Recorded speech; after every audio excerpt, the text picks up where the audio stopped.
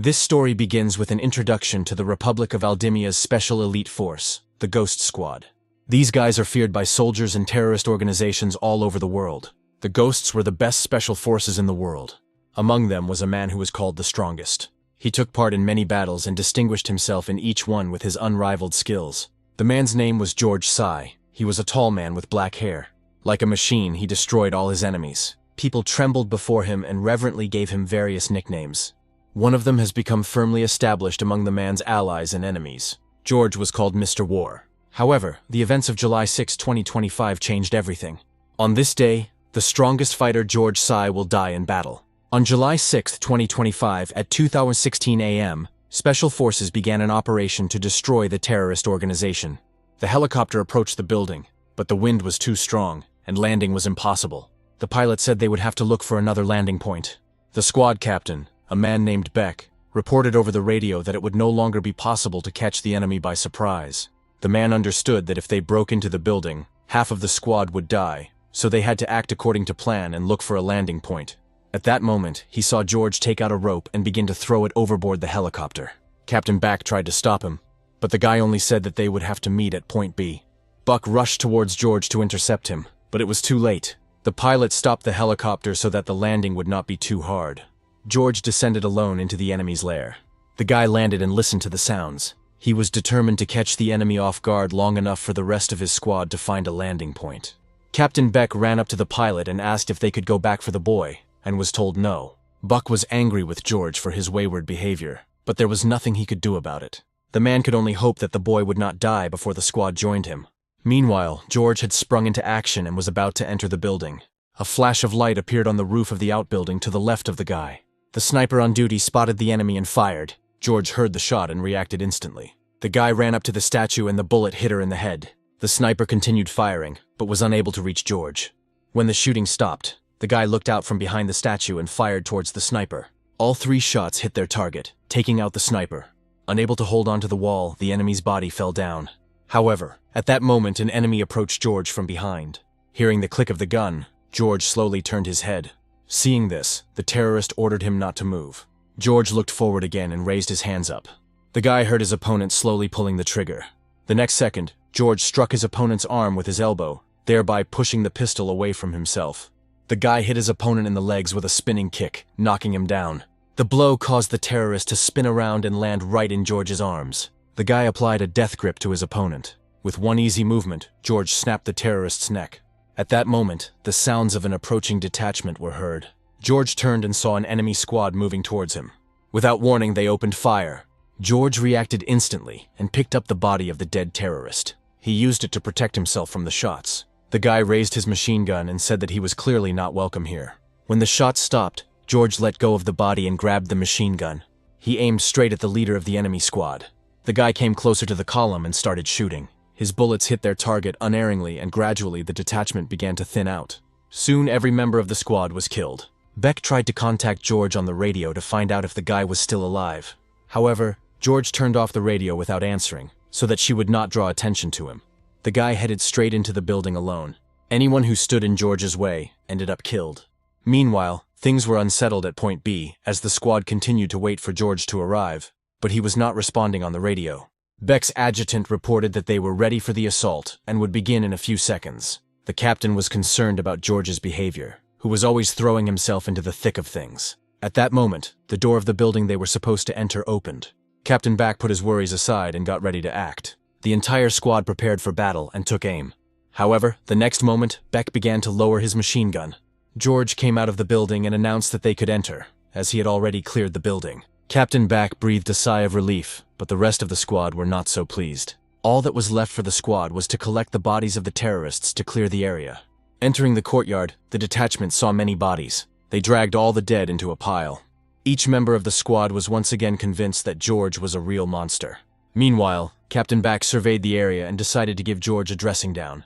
The captain grabbed the guy by the lapels and said that those who disobey orders have no place in his squad. George replied that it did not interfere with the completion of the mission, and thanks to his actions, no one was injured. Captain Beck was only more irritated by the boy's behavior. At that moment, an adjutant approached them and announced that the commander was calling for Beck. The captain left George and said that the boy was always disobeying his orders. trying to stand out. George saluted and said that he could only repay the captain for his trust by killing enemies and completing combat missions.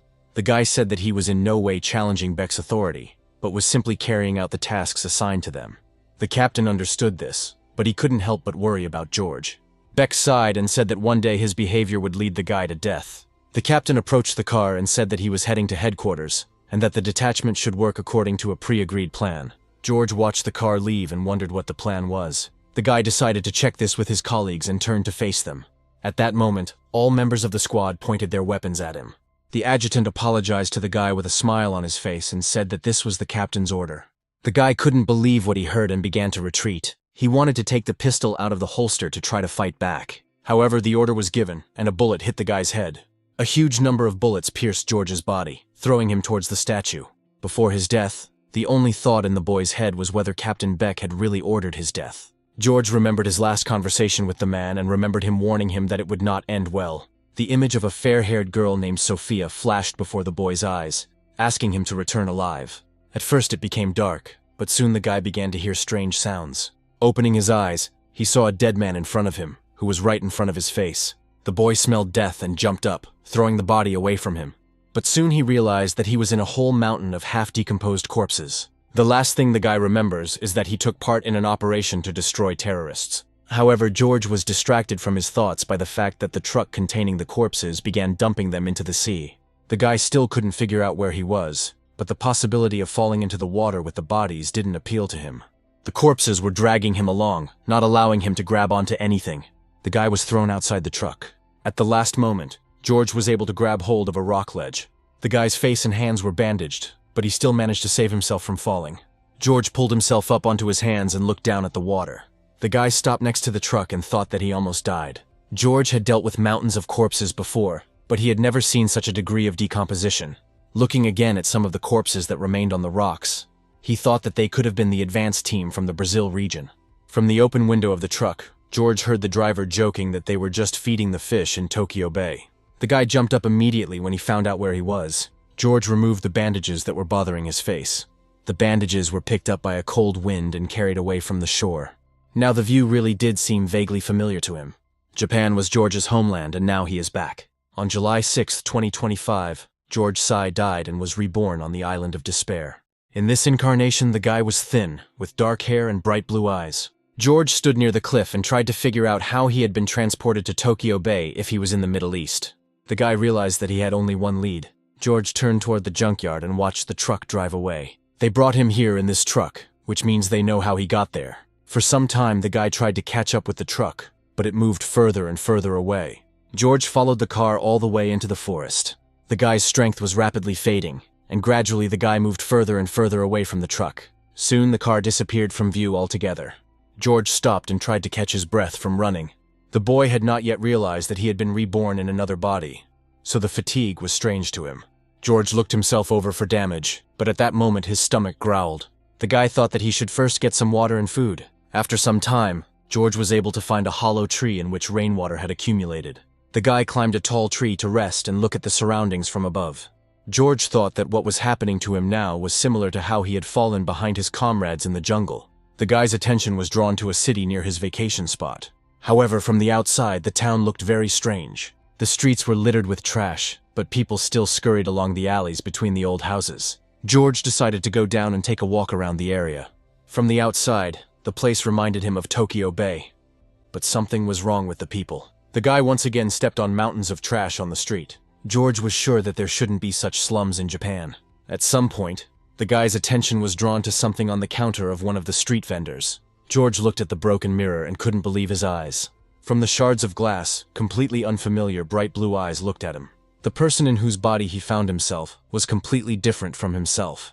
My hands began to shake involuntarily from the shock I had experienced. Someone was calling out to a boy named Michio, but George didn't pay any attention until the stranger's hand touched his shoulder. The guy reacted instantly and turned around sharply. A short, dark-haired guy named Masa screamed in fear and tried to get through to his friend. George immediately realized that this guy was familiar with his new body, and even without a weapon, he would hardly attack. The guy let the stranger go and asked if they knew each other and what Masa wanted from him. Masa grabbed his throat and said that their mutual friend was looking for Michio. George realized that the boy did not wish him any harm. so he extended his hand and apologized for his actions. Masa accepted the helping hand and said that he was very glad that Michio was alive and well. The guy said that he was very worried about his friend, as he was constantly beaten. George helped the boy up and asked why he was being beaten all the time. Masa replied that in the mine, Zehu's word was law, but Michio opposed it. At that moment, a tall, heavy-set man approached them and asked if Masa had really just called Zeika disrespectful. The boy tried to justify himself, but the man was not going to listen to him. He only said that he had to teach a lesson to the slave miner who dared to treat him disrespectfully. It was Zehu himself who was going to punish Mas for his words. The guy got scared and tried to jump aside. However, he didn't succeed, and the next moment Zehu hit the guy in the jaw. The blow was so strong that Masa was thrown towards the counters. Zehu walked past George and said that everyone should have remembered the rules long ago. The man grabbed Maz by the hair and said that a mistake would result in punishment. Zehu said that he would have to answer for Masa, making him angry. Masa started to fight back and said that it was not he who had treated Zek disrespectfully, but Michio. George still couldn't understand what was going on in this city, but the man in front of him was clearly not a good person. Hearing Masa's words, Zehu looked angrily towards Michio. Masa was no longer interested in the man, and he moved towards Michio. Zehu said he was surprised that the boy survived the latest beating. George watched the man and his movements carefully. The man was not very pleased with the silence from his new victim. Even though this body was not prepared for a fight, it was not in George's nature to run away. Zehu flexed his fists and said that Michio had been beaten too little if he was still behaving like this. George still made no response to the man's threats. Zehu came up close and said that the guy would get his punishment at least for having too insolent an expression on his face. George's indifference irritated the man, and he attacked. The guy dodged and noted that Zehu had a wide swing. George immediately concluded that the man was just a rookie who was using his size to oppress smaller opponents. George said that he doesn't enjoy fighting with civilians, but if Zehu himself decided to attack, then he can't hold back. The guy was already starting to get annoyed by the man's constant words about how he would punish everyone. As Zehu was about to strike again, George crouched down slightly, moving under his opponent's arm. After this, the guy delivered one precise blow to the man's face. However, there was much less strength in this body, so Zehu only stepped back. It took the man some time to come to his senses. After this, it was clear that he had really lost his temper. George looked at his hand and realized that his new body was even weaker than he thought. However, the skills from his past life should have remained in his memory, so he rushed forward. Zehu jumped to his feet and lunged at him with a counterpunch, but George dodged again. The guy understood that even if he had little strength in his body, an elbow strike would be very effective. This should have been enough to neutralize the enemy. George ducked under Zek's arm and delivered one precise elbow to the face. The blow knocked out several of the man's teeth. George stood in front of Zehu, who had fallen to his knees, and said that with such skills he was no match for him. The guy said that a man can argue with him if he doesn't value his life. Zehu pressed his hand to his nose and looked angrily at the back of George as he left. Now this guy looked little like the Michio he had bullied. The man said he would not let this go unpunished and reached into his inside shirt pocket. Zehu took out a knife and said that anyone who dared to fight him would receive double punishment. After this, the man attacked George from behind with a knife. The guy was ready, as he expected a similar attack from the enemy. At that moment, George heard someone running towards him. The boy in shabby clothes pushed the guy aside to shield him from the knife blow. George looked at the boy in surprise, momentarily at a loss. Zehu had no intention of stopping, even after a child stood in his way. The boy closed his eyes and prepared for the blow. George had no intention of using the child as a shield, so he quickly pushed the boy back and approached Zek. The guy hit the man on the arm, pushing the knife aside and held him by the elbow. Seeing the expression on George's face, Zehu became scared. The guy said that since the man decided to take out a knife, it meant he was ready to fight to the death. This time, George wasn't going to let things go unpunished. The guy delivered one precise blow to Zek's throat, making him cough. George turned and tripped the man. Continuing to hold Zeha by the neck, the guy slammed the man into the ground. The boy couldn't believe that Michio had fought back against his bully and even won. For a few seconds, Zehu tried to come to his senses, loudly clearing his throat. However, this soon bothered the man little, as George was looming over him again. The guy climbed on top of Zeha and was about to deliver the finishing blow. For a few moments, the man was speechless. Realizing the danger he was in, Zehu began to scream and ask George to stop. The guy didn't listen to him and only said that when life is at stake, there are no words about mercy. George delivered the final blow to the man's face. The boy gasped in shock as he watched what was happening. Now Michio's face didn't look like the person he used to know. Zehu lost consciousness from the force of the blow, but did not die. George looked at his hand and was disappointed that the punch was weak. despite the fact that he had put all his body weight into it. The guy understood that with such a weak body, he definitely had to do something. A little boy watched what was happening from the side. He couldn't believe what was happening, so he was in a stupor for a while. However, after a few moments he came to his senses and asked what was going on here. The boy called George by his new name, which made the guy understand that they knew each other. The guy turned to the boy and asked if they were close. The boy was angry at this and said that Michio was bullying him. George thought it would be better to tell everyone that he had amnesia. Hearing this, the boy became embarrassed. He said his name was Kei and he lived next door. George walked away from Zehu and apologized, saying that he didn't even remember the boy's name. Kei couldn't believe what he heard and didn't understand what to do next. He ran after George, asking if the guy was cheating on him. Meanwhile, Zehu managed to come to his senses, but he couldn't move, thinking only about the fact that he absolutely had to take revenge on Michio. George decided to take another walk around the town to take a closer look at everything, and Kei followed him. The boy jumped around George and asked him to teach him how to fight. The guy said that first Kei should tell him more about this island. The boy explained that the island they were on was an industrial waste dump drifting in Tokyo Bay. Kei said it was nothing more than a giant dump. George thought that he had never heard of such an island before, and could not believe that such a place actually existed in Japan. Kei continued and said that on the island, men are forced to work in the mines. Women and children, meanwhile, can only sell things or collect trash. Kei said that there are no police or anything like that in this place, since the island itself is like a cesspool. George thought it all reminded him of a slum in a conflict zone, or worse. Kei ran up to one of the counters where there was food. It was obvious that the boy was hungry, but he couldn't afford to buy anything. The man behind the counter ordered Kei to move away, since he wouldn't be able to buy anything anyway. The boy flared up and said that a man should not rush to conclusions. At that moment, George put a bill on the counter and said that he needed bread. The man looked at the banknote doubtfully, but still gave the bread. George gave the bread to Kei and said it was his thanks for telling him about the island. The boy thanked his friend, but then he asked where the guy got the money. George said he took them from Zehu as a trophy, although he usually doesn't do that. Kei looked closely at the man he had known very well before. The boy said that now Michio seemed like a completely different person. Kei called the guy to his home and went ahead, showing the way. Approaching one of the old, dilapidated houses, Kei knocked and called his mother. The woman sat up in bed and looked at her son, who was carrying bread in his hands, saying that Michio would buy it for them. The woman smiled and thanked the guy, offering to eat together. Kei refused, citing the fact that he was already full, but his stomach growled at the wrong time. The woman stroked the boy's head, and he said that his mother should not worry about him and should eat. George watched this, not daring to disturb the family idol, but at some point he caught the smell of burning. The guy immediately realized that the source was very close and hurried out of the building. However, someone had already barricaded the door, and all the boy's attempts to get out were unsuccessful. Kei didn't understand what was happening and was concerned about his friend's behavior. George tried his best to knock down the door, but he was unable to do so. A few moments later, the room began to fill with smoke and fire. Only now did Kei understand the reason for Michio's behavior. The door of their house was barricaded by mine workers and set on fire. The order was given by none other than Zehu himself, who was standing nearby. Several other workers were armed with knives in case anyone managed to escape from the building. Zehu licked the knife with a crazy look and said that this was punishment for Michio daring to go against him. George tried his best to open the door, but he couldn't do it. The guy realized that it felt like there were about 8 or 9 people holding the door. George thought that even if they could leave the house, they would still die. The guy looked around the room to find something that would help them escape. He urgently needed to find something he could use as a weapon. There were many different things on the old table. One of these things caught the guy's attention. In the bag lying on the table, George saw the very thing he needed.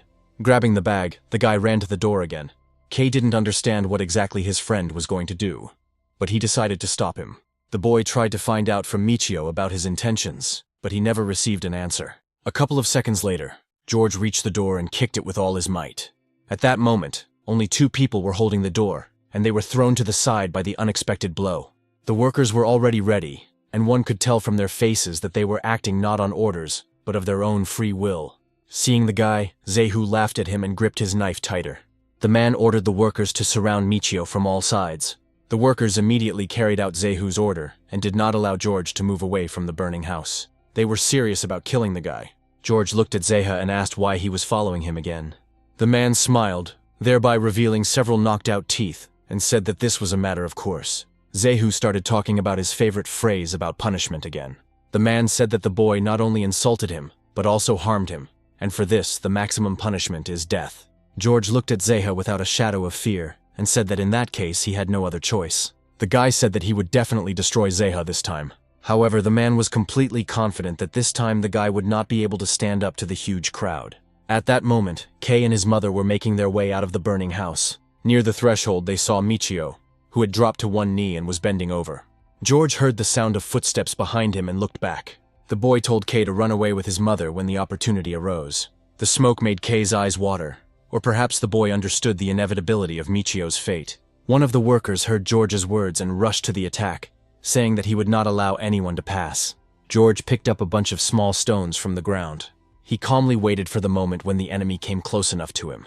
George shifted the bag into his right hand and struck, moving slightly to the side. The blow landed on the opponent's head, causing him to fall to the ground. Kei stood frozen in place, watching Michio fight intently. After this blow, Zehu was no longer so confident in his abilities. The man couldn't understand how the guy could win without having a weapon. However, the worker lying unconscious on the ground left no doubt about the boy's abilities. George clutched the rope that held the bag tightly in his hand. The bag itself was filled with stones that he had collected from the ground some time ago. It was called Blackjack, a small bag filled with stones that served as a weapon. Thanks to the momentum of a pile of stones, it can deal massive damage. Despite the simplicity of the design, many mercenaries prefer such tools. George didn't wait for the next person to decide to approach him and rushed into battle himself. The workers reacted immediately and began an attack. George didn't need to use much physical strength to deliver powerful blows. Due to the centrifugal force when the bag was untwisted by the rope, a large force was created. A multitude of small stones impacted on each other, which made the impact even more powerful. It was one of the cheapest but most effective means of defense in an emergency. Zehu began to gradually retreat back when he realized that the guy was rapidly approaching him.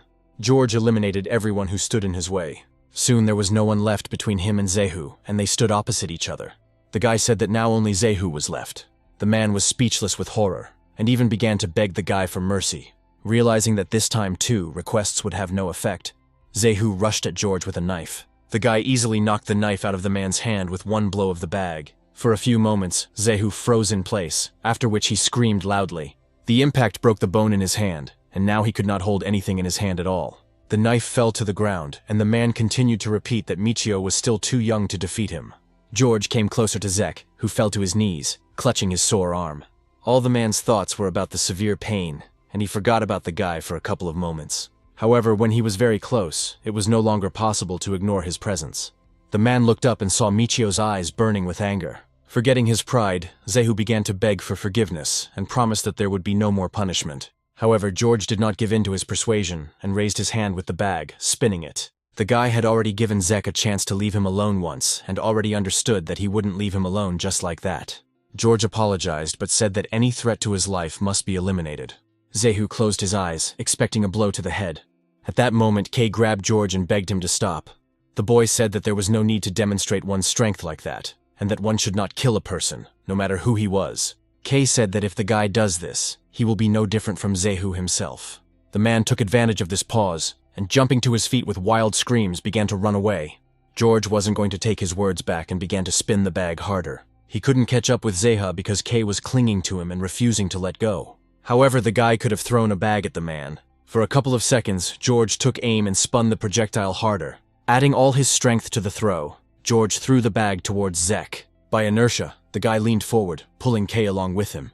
The bag flew at great speed towards the fleeing man.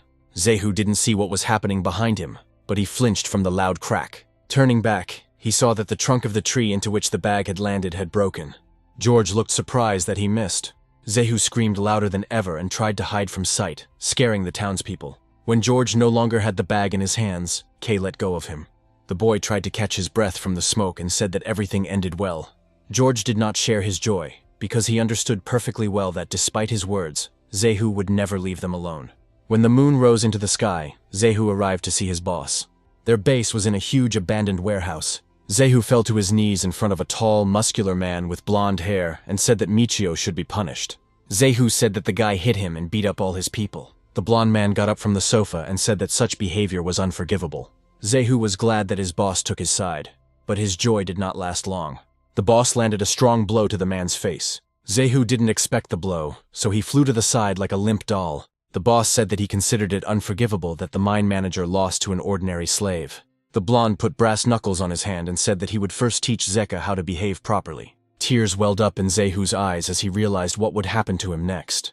The boss dealt one blow after another until the victim stopped showing signs of life. Thick blood flowed from the man's hand and dripped onto the floor. The Doberman walked up to his owner and began licking the blood from his knuckles. The blonde raised his hand, clenching his fist tightly, and said that it was worth teaching Michio himself a couple of lessons. Kei's house burned down that night, and he and his mother no longer had a home. George found out from the boy where his house was, and invited them and the woman to stay with him. The sick woman was laid on the only mattress, while the guys went about their business. Having finished laying out the surviving things, Kei went to the window and said that he had spent a lot of effort building that house. The boy was very upset that the house burned down in just a few minutes. The woman sat up on the mattress and asked Michio if he really didn't mind her staying with him.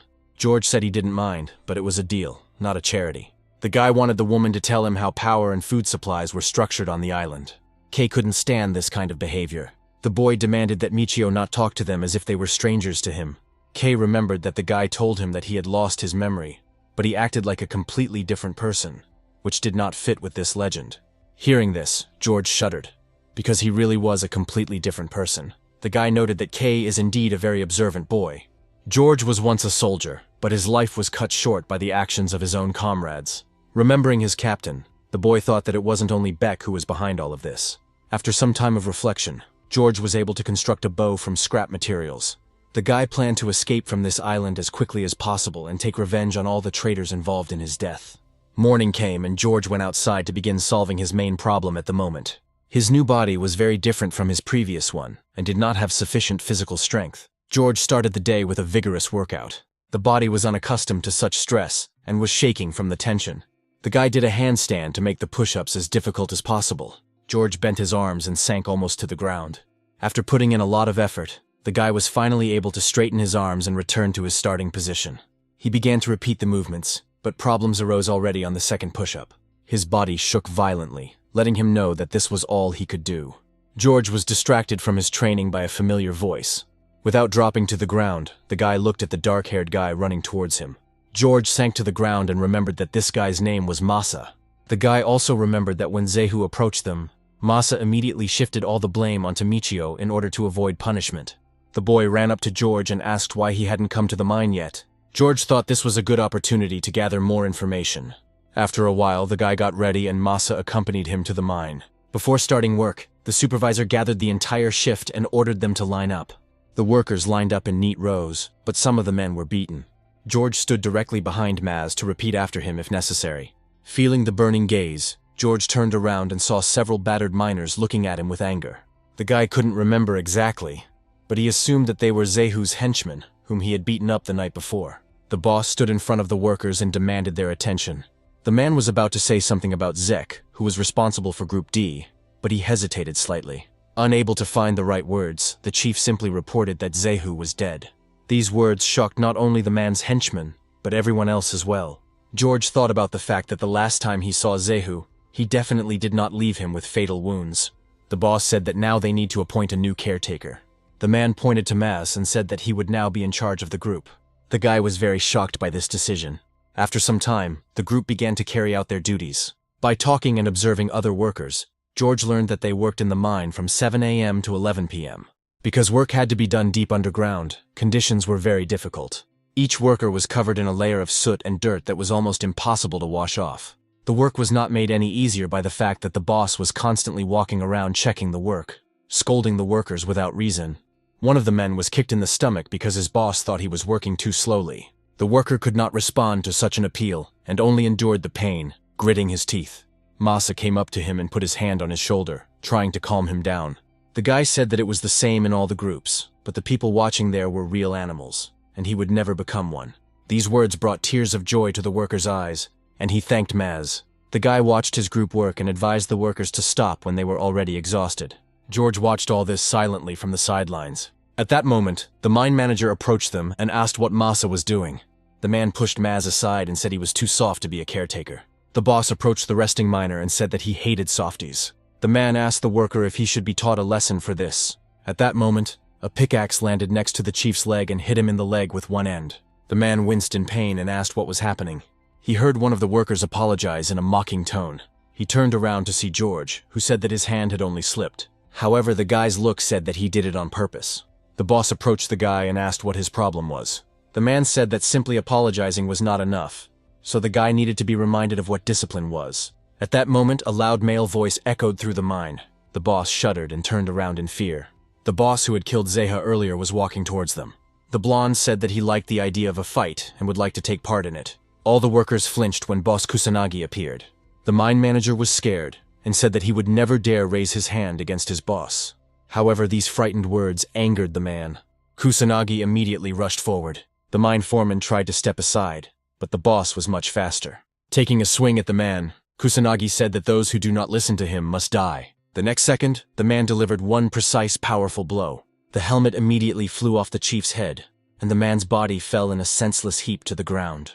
Everyone was shocked by what was happening and did not dare move. Masa was so frightened by Kusanagi's insane strength that he couldn't help but scream. Now George realized that he had come here not just to survive, but to fight back.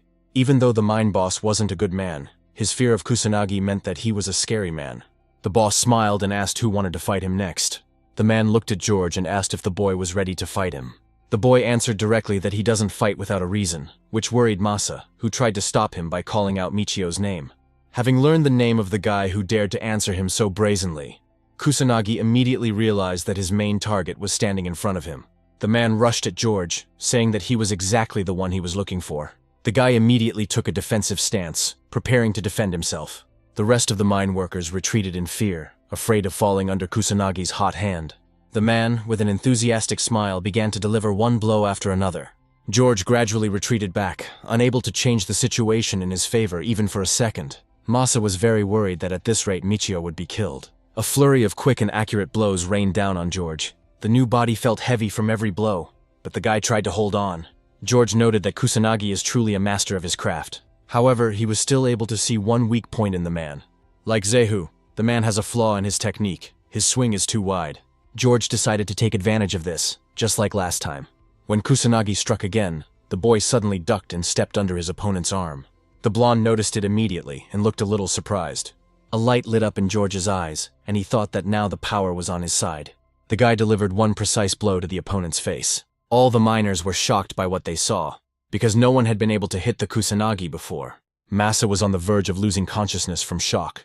George froze in his position as if his target had not moved. The boy quickly looked up and met Kusanagi's face.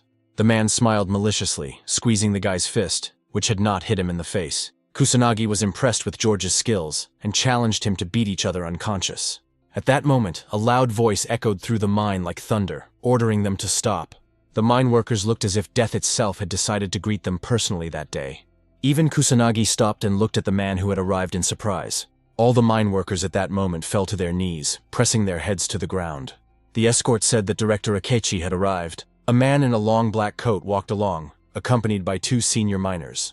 The workers bowed before him, forming a passage. The director adjusted his glasses that had slipped off his face. This man was the owner of the mine. George looked at Akechi and immediately realized that he was the one in charge here. The director ignored the boy who had not bowed and turned to Kusanagi. The blonde flinched at the man's address and turned his gaze to Akechi. The director said that Kusanagi could not hurt his workers just because he was itching to get his fists in. Akechi asked if the blonde wanted him to report all this to the Marquis. Kusanagi shuddered at the mention of the chief. The man began to justify himself by saying that he was not crippling the miners, but had simply come to give them an edifying beating. Akechi passed by Kusanagi and said that a stupid person like him couldn't teach him anything. The man's words greatly angered the blonde, but he did not dare contradict him.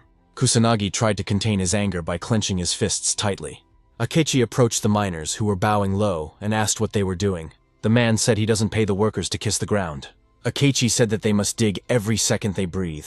The director promised that otherwise they would all be buried right there. After a while, Akechi left, and at 2 p.m. a lunch break was announced. For food, ordinary miners received a portion of cold and tasteless rice. George sat surrounded by colleagues who were complaining about the meager food.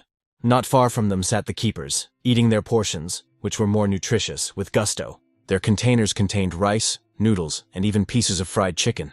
Ordinary workers called it the food of the gods and dreamed of trying it at least once. At that moment, someone approached George and handed him a portion of food for the keepers. It was Masa, and he insisted that the guy take his portion. George looked doubtfully at the food, which was enticing him with its aroma. However, the guy still refused the offer and returned to his portion. George said he refused because he didn't like being in debt.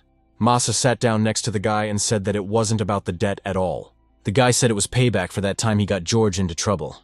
Masa sincerely regretted that he had let his friend down in front of Zehu that day. The guy said that he couldn't just let it go, and that he should at least pay for the deed by giving up his lunch. George looked at Maz carefully to see if he was being sincere.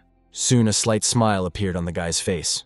George took a piece of chicken from the guy's container and said 1 piece for 1 lie. The guy said that it would be fair, but he couldn't help but note that the chicken turned out to be very tasty. George said that now they were even, and Masa should eat the rest himself.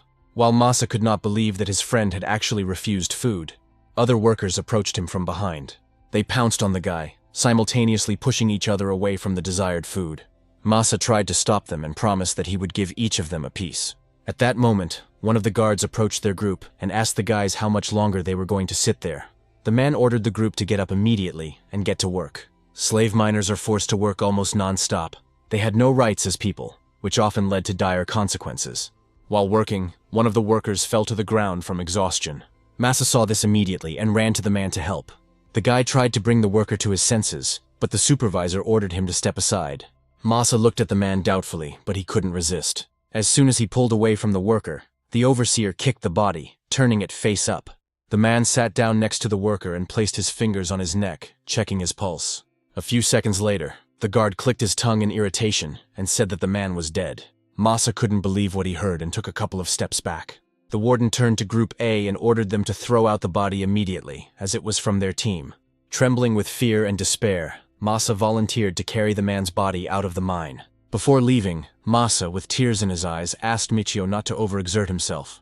George watched quietly as it happened, and realized that this was truly a terrible place. Here, people were forced to continue working even after the death of one of the miners. Even a funeral in this place was not a reason not to work. People became so exhausted from poor food and hard work that they fell dead. There was no respect even for the bodies, as they were simply thrown away. In this place, even human life was worth nothing. George looked at the helmet that remained from the dead miner. The guy understood that he couldn't leave all this unpunished. When the clock struck 11 hours, working hours were over and the boss rang the bell. People continued to work until the very end and did not sit down even once after lunch. The boss ordered the workers to lower the tool. Maz's legs were shaking from a hard day's work, and he was incredibly glad that they were done for the day. The guy looked at George in surprise and couldn't understand how he could still stand on his feet. George took off his helmet and said that he was already used to such loads. Masa couldn't remember Michio being this strong before. At that moment, the shift supervisor approached them and rang the bell, ordering them to hurry. Masa became alarmed and said that they were already on their way. At the end of their shift, all slave miners are forced to undress. In an exhausted state, the workers must go out naked. The shift supervisor controlled all processes so that no one would even dare to think about taking anything out of the mine. Climbing out of the mine after a 16-hour shift was very difficult, but they were constantly urged on. Each worker was thoroughly searched to prevent theft of ore. Everyone was searched to the maximum extent, as if they were in prison. Only after this were they allowed to return to the surface. On leaving the mine, they were allowed to dress and ordered to line up in rows. The boss called each slave in turn by number and handed out their wages for the day. When it was George's turn, he saw that for such hard work they were only paid 1,000 yen a day. The guy stepped aside and put the bill in his pocket. Behind him, George heard one of the workers accept the money with great gratitude. The man lovingly rubbed himself against the banknote and said that it made him happy. George didn't understand how a man could be happy with that amount of money. A few moments later, all the workers heard the sound of wheels. Smiles broke out on the faces of many miners. George felt something was coming, but he couldn't figure out whether it was good or bad. Almost all the workers shouted joyfully, anticipating the appearance of the unknown. They started salivating with anticipation. Soon a mobile snack stand appeared in front of them. The woman in uniform said with a smile that the men had done a good job, and now it was time for a smile sale. The girl at the kiosk said that today was Miners' Thanksgiving Day, so there was a 20% discount on all goods.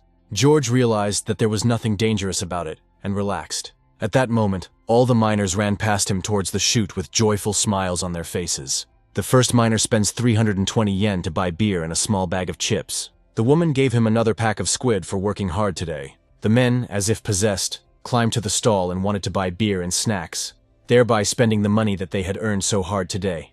They saw no other joy in life than spending all their money on one bottle of beer and a couple of snacks. They drank and enjoyed the intoxicating taste. One of the workers took a few sips and said he felt happiness in every cell of his body. Another man said they didn't understand anything, because saving on Thanksgiving Day was the height of inefficiency. He said he was going all in and quickly began to devour the beer and snacks. That evening, he spent all the money he earned. George looked at what was happening in shock. They had just been treated like slaves, and suddenly this drastic change happened. Masa didn't buy anything and stood next to George, watching with envy as his colleagues greedily devoured their food. George asked why the guy didn't buy anything for himself. Masa wiped away his drool and said that he also wanted to buy something for himself, but he couldn't.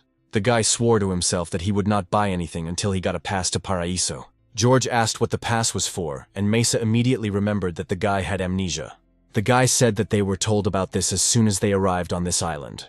That day, the owner of the island gathered them and said that from that day on, they would be slaves crawling in the mud. They were given just enough food to keep them from starving and forced to work to the limit of their abilities. That day, they were told that they could get out of here if they saved up 1,000,000 yen. They were shown the Paraíso Pass and told that it was their key to freedom. Having learned about this opportunity, everyone was incredibly happy, and all who arrived were confident that they would definitely be able to save up. But that was before they learned what was really going on the island and what the salaries were like. Now the people who were shouting the loudest about saving were mindlessly spending the money on beer and snacks. Masa looked at them from the side and told his friend that he had decided to run away from here, so he couldn't buy anything. The guy was determined. Masa said he wouldn't pay attention to how much he was kicked. Even if he collapses from exhaustion, he will save every yen to get off this island. Now George understood why even in such a hell there was no rebellion from people. A carrot is constantly dangled in front of the slaves' noses, which encourages them to work. And this carrot is the hope for salvation. The second carrot was the pleasures that people were lured to with the help of trays with alcohol and snacks. Lost in the momentary pleasure, the slaves forgot about the hope of salvation and remained on the island much longer than they had originally planned. The guard standing above them understood this perfectly well, and therefore encouraged their desires. They intimidated people, leading them to the desire to forget about the hardships of life. After this, a saving remedy for fatigue and fear arrived, and people took it without hesitation. George was sickened by this kind of duplicity. The guy took the money he had earned today out of his pocket. George approached Masa and asked how much he had left to save before he got his pass to Paraíso. The guy was afraid that his friend might be interested in this in order to rob him. George leaned over to the boy and reassured him, saying that he wouldn't tell anyone about it. The guy handed Maz a bill and said that he just wanted to help him save up. George said that he would help the boy escape from here. While all the other miners were enjoying their snacks, two guys stepped aside. Masa told George that he still had 60,000 yen to save. George said that with his salary he would get 2,000 a day, and thanks to this the guy would be able to save up the amount in a month. Masa was glad of such help, but did not understand why his friend was trying so hard for him. George walked up to the cliff and said he was doing all this for himself. The guy looked at the sea and asked if there was a pier and boats on the island. Masa said that they didn't have anything like that and pointed somewhere down. George spent a long time trying to understand what exactly the guy was talking about. However, he didn't see anything special. After some time, Masa said that the entire island was surrounded by steep cliffs, so there were no piers here. George said that he would go downstairs, and the guy should keep watch upstairs in the meantime. Masa got scared and said that escaping from the island was prohibited. George continued to descend, saying that he didn't know there were laws on this island with 0 laws. A few moments later, the guy heard a familiar sound. George immediately began looking around to find the source of the sound. A military drone was flying towards him from the sea. The drone had a weapon attached to it, and it was clearly aimed at George. The guy froze in place, because he didn't expect this. The drone reported that the target had been acquired, which prompted George to quickly climb up. Masa stood frightened at the top, and did not understand what was happening. Very quickly, George was back up and the drone took off with him. George saw the frozen guy and shouted at him to run. Masa did not understand such panic on the part of his friend, and was in no hurry to carry out his order. At that moment, a bullet flew past the guy's head and scratched his cheek. Blood began to slowly flow down Maz's cheek, who was still in shock and afraid to even move. The drone opened fire again and began flying towards the boys. This time Masa rushed towards the forest faster than George. The drone continued firing, pursuing the boys. The bullets miraculously missed the boys, even though they flew a few centimeters away from them. Masa couldn't stop screaming in fear every time a bullet flew especially close to him. The bullets were still running out, and the boys began to think that they would die here. They soon ran into the forest, where it would be more difficult for the drone to get through. Continuing to run, George turned around to look at the drone again. Now the guy was completely sure that he already knew this drone model. George remembered that this model, Once it locks onto a target it considers a threat, will pursue it to the end. The troops gave this drone a nickname, Mad Hunter, Crazy Pursuer. The guy knew that even the most seasoned soldiers shuddered at the mention of this drone. Gradually, Masa began to fall behind and asked why the drone continued to follow them. George ignored his questions and tried hard to come up with a plan of action. Something to the side caught the guy's attention. George stopped abruptly and darted to the right, telling them to run after him. Masa was confused and said that they were approaching a dead end. George told the boy to shut up and just follow him. Making their way through the thickets, they managed to get a little distance from the drone. However, the Mad Hunter was able to fly around the overgrown area and began to look for his target again. Soon he had his target in his sights again. To make it easier to navigate through the nearby trees, the drone turned vertically. George looked at him and realized that they really couldn't tear themselves away from him. The boy continued to move forward, leading Mesa behind him. At some point he noticed that the guy was falling too far behind and told him to hurry up. However, Mas did not have such endurance, so he said that he no longer had the strength to run. George knew that if things continued like this, they would definitely be shot. The guy saw a big rat on a tree nearby. A plan immediately formed in his head. George sped up to reach the rodent before it ran away. The boy grabbed the rat and told Masa that he was starting the countdown. George said that at the end they would have to stop and not move. Masa didn't understand what the guy was going to do and said that in that case they would be shot. However, George did not listen to him and started counting down. Masa turned blue with fear and begged the guy to stop and think again. The drone continued to pursue them, and when it got close enough, it opened fire again. Masa covered his head with his hands and continued running after his friend. The drone didn't lag behind the guys for a second. George continued counting and trying to find the best spot. After a few moments, the guy had almost finished counting. Masa cried from despair, but decided to follow his friend's words. George looked at the rat in his hand and mentally apologized to it. Having finished counting, the guy threw the rat towards the drone. It definitely hit the drone's camera, knocking it off course a little. The camera began to rotate in different directions, searching for its target. Soon she locked onto the target and began beeping. The drone reported that a new target had been spotted. The new target was a rat that George had recently thrown at the drone. The Mad Hunter immediately notified of the start of the object's destruction. The drone killed the rat with a few shots. After that, he began scanning the area again for another target. George closed his eyes and tried to remain still so as not to be noticed. Masa followed the boy's advice and also did not move. The drone began to slowly fly towards them, rotating its camera in different directions. The guys froze and tried not to even breathe. The drone flew calmly over their heads. After a few moments, he began to circle above them, as if trying to find something hidden in plain sight. The camera kept turning to George and then back to Maz, but never gave a detection signal. The drone flew especially close to Masa, who began to tremble slightly. The camera moved close to the guy's head and pointed a gun at him. A few moments later, the drone turned around and the camera turned to George. The gun was also pointed at his head and there was a click. George understood that this was their only chance to survive, so they had to stand to the last. The drone froze in the air for a while and then began to beep. A drop of sweat slowly rolled down the guy's face and threatened to fall off his chin. Soon she fell, however, breaking into pieces on a sprout on the ground. The drone turned again and began to gain altitude. The new target was not acquired, so the drone's work was completed here. The boys remained motionless until the Mad Hunter was completely out of sight. Soon, the drone signaled that the target's elimination had been completed.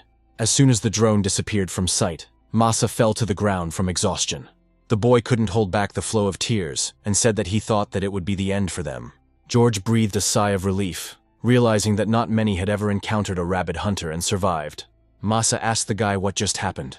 George shook the boy's hand and said that it was a drone developed in the Republic of Aldemia. It was created solely for surveillance and destruction. George said that this drone has no concept of friend or foe. For him, everyone is an enemy. It is because of this defect that they stopped using and producing it long ago. Masa was very surprised and asked how the guy even knew about this. George didn't answer this question. He was only thinking about how the Mad Hunter ended up on this island in the first place. This model was so dangerous that it was banned from sale to other countries. This island was indeed very strange. George could only guess how he might be connected to the Aldemian army he had once served in. When the boys caught their breath after the chase, they were finally able to reach their homes. George returned to his shack, where Kay and his mother were waiting for him. The boy entered the house, where he was greeted by warmth and the smell of food. Kay stood next to the fire and cooked soup. The boy said that the guy was very late, and his mother corrected him, saying that they should say hello first. George came closer to the fire and asked what Kay was cooking. The boy rolled his eyes and said he was making leftover stew, and the guy would remember it when he tried it. Kay poured the stew into a bowl and said it was made from prime leftovers, thanks to George. The guy tried not to grimace as he looked at the prepared food. A couple of minutes later, the three of them sat down at the table and prepared for a late dinner. Kay sniffed the stew and said it smelled delicious. George cautiously took a spoonful to try it. The dish tasted terrible, making him doubt that it was even meant for human consumption. However, Kay was delighted and devoured his portion with gusto. George didn't understand why the boy reacted that way to such nastiness. The guy leaned over to the boy's mother and asked why he was acting like that. The woman said that on this island, even saying hello is quite difficult to learn, and the boy had lived here since early childhood. He had eaten things much worse in his entire life, so the stew made from the leftovers made him very happy. The woman recalled that he once had to eat noodles with worms, so the disgusting food was familiar to the boy. It was clear that the woman was very upset by this, so George did not comment on it. At that moment, Kay found a shrimp tail in the stew, and was very happy that he had come across a piece of meat. The boy ate his portion with great pleasure. Soon he said that he had eaten his fill. After this, Kay extended his hand to George and said that he had to give him something. The guy frowned and asked what the boy expected from him. Kay frowned and said that George should pay for the food with the money he received today. The guy calmly finished his portion and said that he had already given all the money he had earned to Maz. Kay was shocked by his words. George said he plans to continue supporting Maz and giving him money. The boy was very angry and jumped to his feet, dropping the plate of food. Kay shouted that it was all Michio's fault, but the boy didn't pay attention to him. The boy sat down on his knees next to the plate and began to shake with resentment. George finished his food and put the empty plate on the table. The guy said that everything he does has a useful meaning. George told Kay to gather up the remains of the food and follow him. The boy did not understand the guy's intentions, but still decided to follow him. Soon they came to the forest. George took the basket with him and took the spoiled portion of stew from Kay. They stopped in a small clearing, and the boy asked what the guy was going to do with the stew. George poured the food on the ground and said that's what he was going to do. Kay was furious that the guy had thrown away his food. George stuck the stick in next to him and said that he hadn't thrown it away, but had recycled it. The boy took the basket and leaned it against the stick at an angle. George said that even the strongly smelling remains, if dried, would work well as fertilizer. Thanks to this, it is possible to grow quite strong agricultural crops. When Kay saw what George had built, he immediately realized that they were going to hunt mice and small animals. The boy said that he had only heard about eating mice, but had never dared to do it himself. George said that over time you get used to everything, and rats are a breeding ground for diseases only in the city. The guy said that wood mice are a valuable source of protein, so you shouldn't give them up. George walked further into the forest and Kay thought they were going to set a trap again. However, the guy didn't respond to this. Stopping in the bushes, Kay asked if it was necessary to set a trap in such a remote place. George replied that this was necessary because in the forest, the animals felt calm and came closer. Soon, Kay noticed what the boy had been looking at for so long.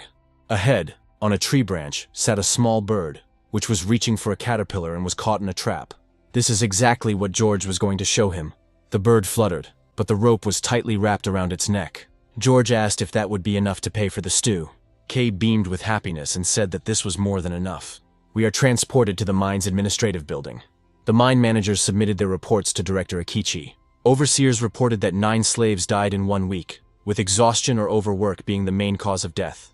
Deputy Director Eugene said that the slaves were just like people, so they should increase their food portions and give them time for breaks. The director only smiled at these words. He tossed the papers up and said that the word life was not on the list of criteria for evaluating the head office. The deputy tried to insist, but Akichi ordered him to stop bothering him. The man said that if production volumes increased, his assessment would improve, and a promotion to head office would not be long in coming. Akichi said that he didn't want to sit on this damned island forever. The man said it didn't matter how many slaves died extracting these resources. For a few moments the office fell silent, after which the deputy gave in. The director ordered to continue with the countdown. Another mine supervisor stepped forward and reported that the payroll recovery rate was around 90%. The man said that the slaves had behaved as usual this week too. As soon as they received the money, they spent almost all of it right at the exit of the mine. The guards openly laughed at the slaves' stupidity. Akichi said that slaves are just cattle that go for carrots. The director asked if there was any other news. One of the guards said that one guy from the 8th group was saving up for a pass. These words caused laughter among the other guards, because they could not believe it. Akichi, however, took this situation more seriously, since one guy from this group had already caught his attention. The next day, Masa came to Michio's house to go to work together. George answered the knock on the door, but his voice came from somewhere behind the house. Masa thought this was strange, so he carefully peered around the corner of the house. Seeing what his friend was doing, the guy perked up. George tied the cloth to a protruding rebar on the roof of the house and pulled himself up with one arm. Masa watched what was happening for a few moments, not understanding anything. George looked up from his exercises and asked why the boy had come to see him. Masa said that he planned to go to work with the guy, after which he asked what his friend was doing. George jumped to the ground and said that his body was too weak, so it needed to be strengthened. The guy said that he has one goal that he strives for with all his might. Rubbing his wrist, George said he needed to develop his physical fitness to move forward. Masa chuckled and said that the guy was very strange, and between training and work, he had to choose the latter. At that moment, Kay came out of the house and asked why they were making noise since early morning. Seeing Masa near the house, the boy became a little scared and asked who he was. The brunette turned to Kay and introduced himself, saying that he worked with Michio. The boy immediately perked up, realizing that it was this guy to whom George had given his salary. Kay held out his hand and demanded the money he was going to use to buy food. The boy grabbed his stomach with his hand and said that they constantly didn't have enough money for food. Masa froze in place, as the image of his little sister seemed to come to life before his eyes. The boy recalled that the girl also held her stomach and constantly complained that she was hungry. Back then, although they were not yet well off, they could afford to buy normal food. Masa often cooked for his sister, and every time the girl was pleased and gave her brother a radiant smile. A slight smile couldn't help but appear on the boy's face at the memory of his younger sister. Masa squatted down and apologized sincerely to Kay. The guy promised that next time he would definitely bring something tasty, so the boy shouldn't be angry with him. Kay looked away, but agreed to this condition, asking to bring something worth 1,000 yen. It seemed as if Masa had found in the boy what he had been missing for a long time, and Kay did not feel threatened by the boy and was unconsciously drawn to him. While the guys were talking, George finished his workout and put on his sweatshirt. After some time, George and Masa started their shift in the mine. Masa kept a close eye on his team while he worked. It was this that allowed him to notice that one of his charges, named Hao, was completely exhausted and was having difficulty carrying the stones. Masa immediately shouted to a worker named Isaiah to help him. Isaiah immediately reacted and ran to his colleague so that the two of them could drag the stones to the right place. The workers divided the load between them to make it lighter. At that moment, Director Akechi's voice was heard, saying that Masa had excellent leadership qualities. However, these words made Masa afraid. The director approached the guy and said that Masa constantly monitors safety, and this is very commendable. The guy took off his helmet and asked if Akechi really knew him. The director took a couple more steps forward and said that his people had told him about the guy. Akechi said reports indicate Masa is managed without violence and is improving productivity. Stopping in front of the guy, the man said that the rumors were true. Masa was delighted that they had come to praise him, which brought a smile to his face. The boy bowed low to the director and said that it was a great honor for him to hear such words. Akechi smiled and said that Masa could relax. The man said he had come to give the boy a special award for his efforts. Akechi said that when a person has a goal, his motivation also increases. George was wary of the director's visit and words, but did not enter into conversation. A few moments later, Akechi said loudly that presenting the award in front of everyone was very dangerous. The man said that people are very envious by nature and can say all sorts of things. Akechi called Masa to follow him so they could talk in a safe place. Before going to get the director, the boy approached George and asked if he could get a pass. George said he had a bad feeling about this, so Masa should be on guard. Masa said that maybe he was exaggerating, but it seemed to him that the director was not as bad a person as they said about him. After that, the boy ran after Akechi and his team, waving goodbye. George watched Maz go, but the situation made him nervous. Before following the director, Kusanagi asked George if he was worried about his friend. The blonde said that they were going to throw a small house party for the guy now. These words made George convinced that the director had not come for Maz with good intentions. After some time, Masa brought Akechi and his men to his house.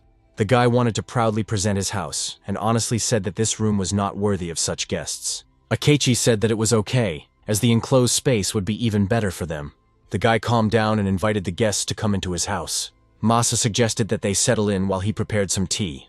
The guy kept smiling, because he believed that they had come to him with pure motives and would not judge him. However, his expectations soon collapsed like a house of cards. Akechi covered his nose with his hand and said that this room was even dirtier than he expected, so the unpleasant smell made his nose hurt. Masa froze in place, not understanding such a sudden change in the director's mood. The next moment, Akechi ordered his men to search the entire room. Several of his subordinates immediately began turning the house upside down. Masa looked at them in shock and did not understand what was happening. He was distracted by the people searching the room and didn't notice at all that Kusanagi approached him to hit him. The blow landed in the stomach, causing Masa to fall to the ground and start spitting out bile. Before the boy could recover from the blow, one of Akechi's men sat on top of him. The man twisted his arms behind his back, pinning him to the ground. Another person started searching the guy himself to find something. Akechi interrupted Masa's screams and said that he knew the boy was going to buy a pass. Only now did Masa realize that the director and his men had come to his house to take his money. Without waiting for an answer to his questions, Akechi grabbed the boy by the hair and said that he hated waiting.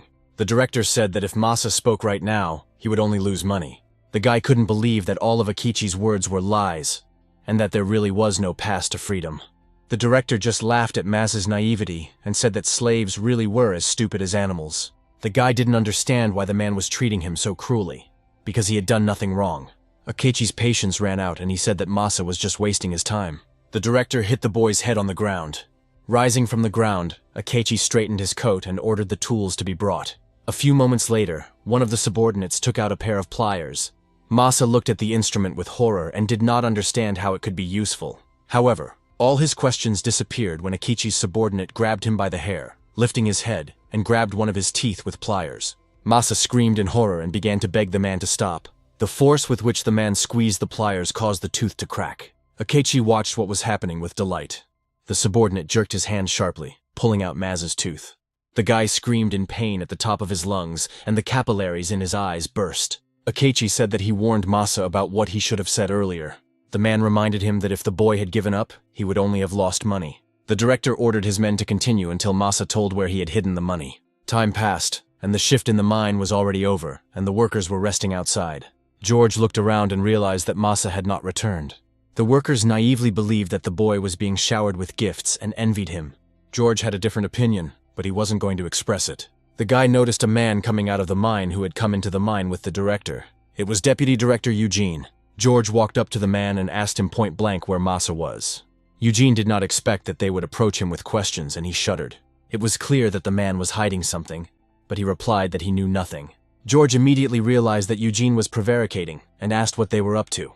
The man realized that he wouldn't be able to hide the truth, but he didn't intend to speak openly either. Eugene said that it would be better for the guy not to get involved in this matter, otherwise he would regret it. The man clenched his fists and said that George should think about how to get home himself, and not worry about others. These words confirmed that nothing good would come from Masa's meeting with the director. Meanwhile, the torture in Masa's house continued. The subordinates mercilessly pulled out the boy's teeth, and did not react to his heartbreaking screams. Masa had already lost half of his teeth, but he continued to keep silent about the money he had saved for a pass to freedom. For a while the torturers stopped, as they themselves were running out of patience. Akechi said that at this rate the guy would have nothing to eat, so he should tell them everything as quickly as possible. Masa pressed his forehead to the ground and said that he knew nothing, and that he had no money. Akechi grinned maliciously, and said that he didn't believe a single word, and would personally help refresh his memory. The director's subordinate grabbed Maz by the face and held the pliers with the extracted tooth towards him. The guy couldn't understand what the man was going to do with him this time. He looked at his tooth, which was being brought closer and closer to his mouth. The next moment, the man sank the tooth back into the boy's gum. Akechi smiled and said that the tooth was back in place and that it was so wonderful. The director ordered his man to repeat this procedure. Now the guy's teeth were first pulled out, and then they were put back in. Akechi watched the scene with a crazy smile and clapped his hands. The house was filled with terrible cries of pain. These screams brought pleasure to the torturers. Masa was choked by his screams and tears, but remained silent. It was clear that the torturers were enjoying the process, and had most likely even forgotten about the main reason for the torture. Akechi's eyes turned red from the emotions that filled him. After some time, the torturers stopped, and Masa spat the teeth out of his mouth. Akechi smiled and asked if the boy remembered that he had savings. Masa lay on the ground and groaned in pain, but his little sister's voice was clearly heard in his head. The guy thought that he would never give back the money he had saved. He had a reason to get out of here, and he would never give up. Masa recalled how his sister became seriously ill and needed to undergo surgery. The girl apologized to her brother for the fact that the operation was very expensive. Masa then replied that there was no need to worry, because he had found a great job and would be able to pay for everything. The guy promised that he would earn a lot of money, bring his sister lots of gifts, and never leave her again. The thought that he was forced to leave his sister for a long time did not give him peace, so he could not give the money with which he could buy freedom. Akechi saw Masa's angry look and it made him angry. The director asked how dare he look at him like that. Akechi said that for this they could pull out all his teeth. Masa tried to justify himself and said that he didn't have any money, so he couldn't give them anything. Akechi understood that this was not so, but he no longer knew how to make the guy talk. At that moment, Kusanagi walked past him, looking determined. The blonde hit the man sitting in front of Masa in the back to make room for himself. Akechi became scared and asked what Kusanagi was doing. The blonde said that Masa would never speak with such methods. The director still couldn't understand what the guy was going to do in this case. Kusanagi pushed aside all his colleagues and lifted Masa by the collar of his shirt. Looking at the tortured boy's face with an ominous smile, Kusanagi said that he shouldn't overestimate himself. After this, the blonde moved his hand to the side and clenched his fist. Masa saw this and immediately understood what would happen next, but it was impossible to prepare for it. Kusanagi hit the guy in the stomach with all his might, causing him to immediately start spitting bile. Several ribs could be heard breaking. Looking at Masa, Kusanagi said that the boy only endured all this because he didn't lie to them. Masa fell to his knees and groaned in pain, pressing his hand to his stomach. Kusanagi licked the blood from his fist and said that now he enjoyed hitting the guy. Masa saw in front of him a guy whose strength was capable of breaking bones with one blow. The cruelty that finds joy in beating people is far worse than even pulling teeth. At that moment, pain and fear overwhelmed Maz. Kusanagi raised his fist for another blow and told the boy not to dare die. Masa closed his eyes, hoping to hide from the pain and fear in his memories. He remembered his sister, who said that she didn't need gifts, because the most important thing for her was that her brother was there. However, another blow from Kusanagi knocked him out of his memories. Akechi adjusted his glasses and said that all this would end if Masa told them where he hid the money. The boy remained silent, receiving blows from Kusanagi one after another. His whole life seemed to flash before his eyes, and the brightest and kindest thing in it was his sister. The boy stopped reacting to what Kusanagi was doing to him. With each blow, Akechi became increasingly angry and demanded information. It was as if Masa had found his last strength, and he was able to stay on his feet despite the unbearable pain. The guy looked angrily at the director and said that there was no money. At this point, Akechi's patience finally ran out and he said to stop all this. The man gave Kusanagi the order to kill Masa. Meanwhile, George was rushing to the boy's house as fast as he could to help him. The boy was very worried about what the deputy director told him. George flew into Masa's house and froze in place. The guy realized that he had arrived too late. Masa lay on the ground, beaten beyond recognition and groaning in pain. George did not dare to come closer and remained near the entrance. Masa was on edge, but he immediately understood who had come, but he could no longer pronounce the name. George froze in horror and the realization that he was too late. After a few moments, the guy finally came over and lifted Masa's body. George felt the boy and realized that his 6th through 10th ribs were broken. Masa's breathing was rapid, indicating that the broken ribs had damaged his lungs. The boy had multiple head injuries and lacerations and cuts in his mouth. The pulse was weak, indicating that multiple injuries had led to a rupture of the aorta. Until now, the boy remained conscious only due to a state of traumatic shock. The injuries indicated that the boy had been tortured, not simply beaten. Confirming George's suspicions, Masa said that Akechi was after his money. The guy was glad that he was able to protect what he had accumulated until the very end.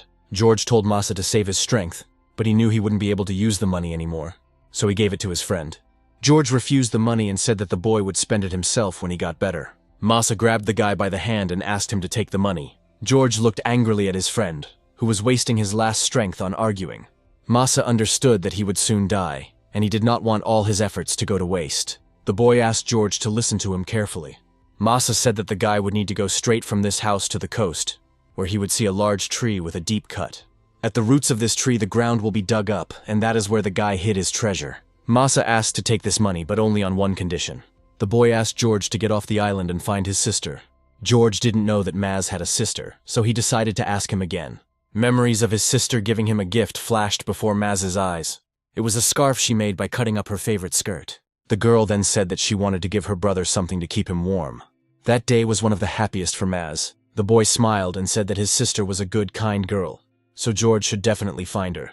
However, George said that he could not make such a promise to him. Masa became agitated and grabbed his friend tighter. Tears began to flow from the boy's eyes again, and he began to beg George, saying that his sister's name was Honjo Yui. Masa asked me to tell her not to cry. The guy asked to tell the girl that he apologizes for not returning to her. Masa said that she had always been the light of his life, and he would be very grateful if George would fulfill his request. After this, the guy's hand dropped and he became quiet. George looked at his dead friend for a while longer. Coming out of his stupor, the guy closed Masa's eyes. The tears in his eyes had not yet dried and were streaming down his face. George closed his eyes and froze, trying to come to terms with what was happening.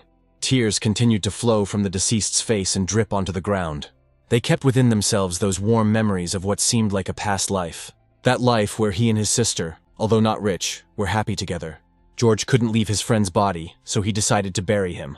As he walked towards the forest, the boy didn't notice that the house was being watched. Soon George was able to find the very tree that Masa had told him about. It felt like they were alone in the forest, but that was not the case. George dug around the tree roots to find money. Soon the small shovel hit something wooden. The boy pulled a small wooden box out of a shallow hole. When George opened the lid, he found all of Masa's accumulated money. The guy looked at his deceased friend and said that he had found his treasure. George understood that Masa would not answer him anymore, but this seemed to make him feel better. The guy saw a scarf tied on his friend's shoulder and reached out to him. It turned out to be the same handkerchief from Maz's memories, but George did not understand its true meaning. George tied a handkerchief over his face, covering his mouth and nose, and said he would take it for safekeeping. At that moment, Akechi's voice came from behind, thanking the guy for showing them the way. George didn't seem surprised by the guest's appearance. Akechi, accompanied by his men, came closer and asked if Masa had died after all. The director said the boy was too stupid to agree to his terms and ended up losing his teeth, money, and ultimately his life. Akechi chuckled and said that it was a fitting end for the biotrash from the rotten island. George did not react to his taunts and only watched the actions of his opponent. The director extended his hand forward and demanded that the boy immediately give him Masa's money. George rose calmly from his seat. Having looked at the director half-turned, the guy said that he was not going to give anything back. Akechi said that there really were very stupid people working in the mines, although at first the guy seemed different to him. The director pointed at George and ordered his security to kill him. His men immediately rushed into battle, intending to tear the second guy to pieces as well. They were thirsty for more blood, but they still didn't understand who they were facing. George remained calm and prepared to respond to the blows. The guy's eyes seemed to be burning with a turquoise flame. George hit the first guard who approached him in the face, ducking from his blow. One by one, he eliminated Akechi's subordinates. The guy was getting closer and closer to his friend's main offenders. The opponent couldn't keep up with the guy's movements at all, and his blows were fast and powerful. The director's subordinates were unable to cope with their tasks. Several people rallied together, and while George was attacking one of them, he decided to come from the side. However, his boyfriend managed to eliminate him with one punch to the jaw. The closer George got to them, the more worried Akechi became.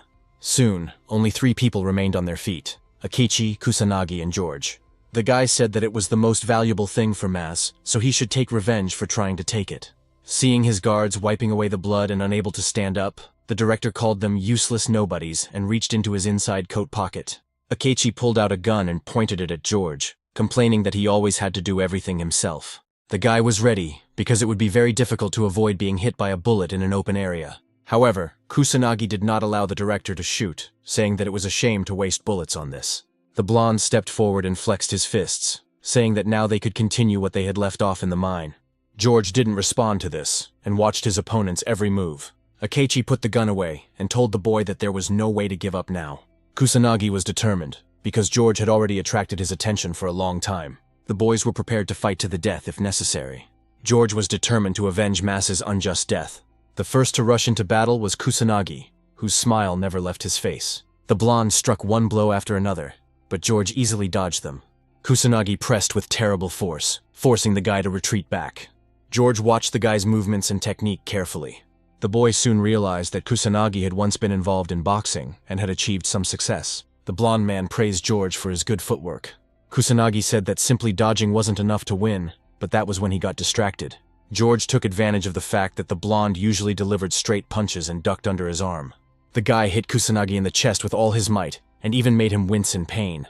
However, all this was useless, because the blonde did not move from his place. Akechi smiled, knowing that no matter how fast George was, he wouldn't be able to withstand Kusanagi's power. The blonde looked at his opponent and said that it was a good blow. Kusanagi smiled and said that the guy just didn't have enough strength to defeat him. This is precisely what has been the stumbling block since George was reborn. When Kusanagi swung again, his true strength became clear. At that moment, George felt like he was fighting a giant he couldn't defeat. The guy understood that he wouldn't have time to dodge the blow, so he crossed his arms in front of himself to take less damage. Kusanagi delivered one precise blow. George was thrown aside, but he still held his position. For the first time, the boy felt helpless in the face of enormous power. George felt pain in his arms and hoped that the bones were not damaged. Akechi watched the fight with pleasure and believed that no slave could defeat Kusanagi. George needed to quickly change tactics and take the enemy not with strong attacks, but with many weaker and more accurate ones. The guy quickly approached Kusanagi and began to deliver numerous blows to his head. Akechi watched the change in tactics carefully and thought that the blonde couldn't be stopped with such light blows. This was true, because soon Kusanagi pushed George aside, and with a wide grin on his face began to attack again. George put his hands in front of him again to cover his face and stomach. Kusanagi delivered another powerful blow, causing the boy to wince in pain. The blow landed on George's crossed arms. The guy was pushed back a few meters again. When George managed to catch his balance and stand firmly on his feet again, he felt something strange. The guy felt as if the ground was starting to slip out from under his feet and turned around. George saw that he was on the very edge of the cliff. Several small stones fell off the cliff and into the water, and the guy immediately turned back to his opponent. Kusanagi was already running towards him and asked if the guy really thought it was possible to win if he defended himself all the time. The blonde was about to hit George again, but this time he didn't cover himself with his hands. The guy waited for the right moment and stepped aside a little so that Kusanagi's fist passed him. After this, George crouched down a little and ducked under his opponent's arm. With a blow from behind his opponent's hand, the guy hit Kusanagi in the face with such force that the blonde man started bleeding. This blow was much stronger than any that George had dealt before. The guy was confident that this time he had managed to inflict good damage on Kusanagi. The blonde even took a couple of steps back and staggered, as if he was about to fall. George was already confident of his victory, but Kusanagi's subsequent reaction showed otherwise. The blonde man, with a crazy smile on his face, wiped the blood from his face and said that the guy had entertained him well. Kusanagi said he didn't expect anything worthwhile, but George really surprised him. George again prepared for attack and took up a defensive position. Kusanagi realized that the guy was going to counterattack again, which was a very good position for him. However, this time the blonde won't fall for it. George was about to dodge Kusanagi's fist, but it suddenly froze in front of his face. While the guy was trying to figure out what his opponent was planning, the blonde swung his leg. Akechi realized that Kusanagi had decided that the slave standing in front of him was also a boxer in the past. The director also believed that George was a former boxer, so the kick should have knocked the guy off balance. However, George was proficient in several martial arts, so he noticed the swing in time. The guy put his hands in front of his body and took the kick. Kusanagi realized that his plan had been discovered and tensed up. George took advantage of this pause and rushed at the blonde with his whole body, grabbing him. This helped the guy to knock Kusanagi to the ground and end up on top. Akechi was so shocked that he couldn't help but scream. George deftly pinned Kusanagi to the ground and twisted him into a headlock. The blonde started to panic and asked how the guy was able to count his movements. George raised his hand and said that a high center of gravity, stable foot position, and the use of kicks and punches are the hallmarks of martial arts. After this, the guy struck Kusanagi on the head with his elbow. The blonde's nose turned out to be broken, but after that he began to come to his senses. George was about to finish the guy off with another elbow to the face. However, before the blow, he noticed a mocking smile appear on Kusanagi's face. Before George could strike, the blonde grabbed him by the neck with his hand. Kusanagi's grip strength was so great that the boy immediately began to choke. The blonde looked at his opponent with a smile and said that he had tried hard and was close to winning. With one sharp movement, Kusanagi switched places with the guy and said that they were fighting here from the heart and not for honor. The blonde grabbed George by the neck with both hands and reminded him that they were fighting to the death, not participating in a tournament. Kusanagi looked at the guy predatorily and repeated that there were no rules now. George tried to free himself, but the strength was on the blonde's side. Akechi watched the fight with interest and noted that he hadn't seen Kusanagi fight at full strength in a long time. There have been several slave rebellions on the island, and there were even experienced fighters among them.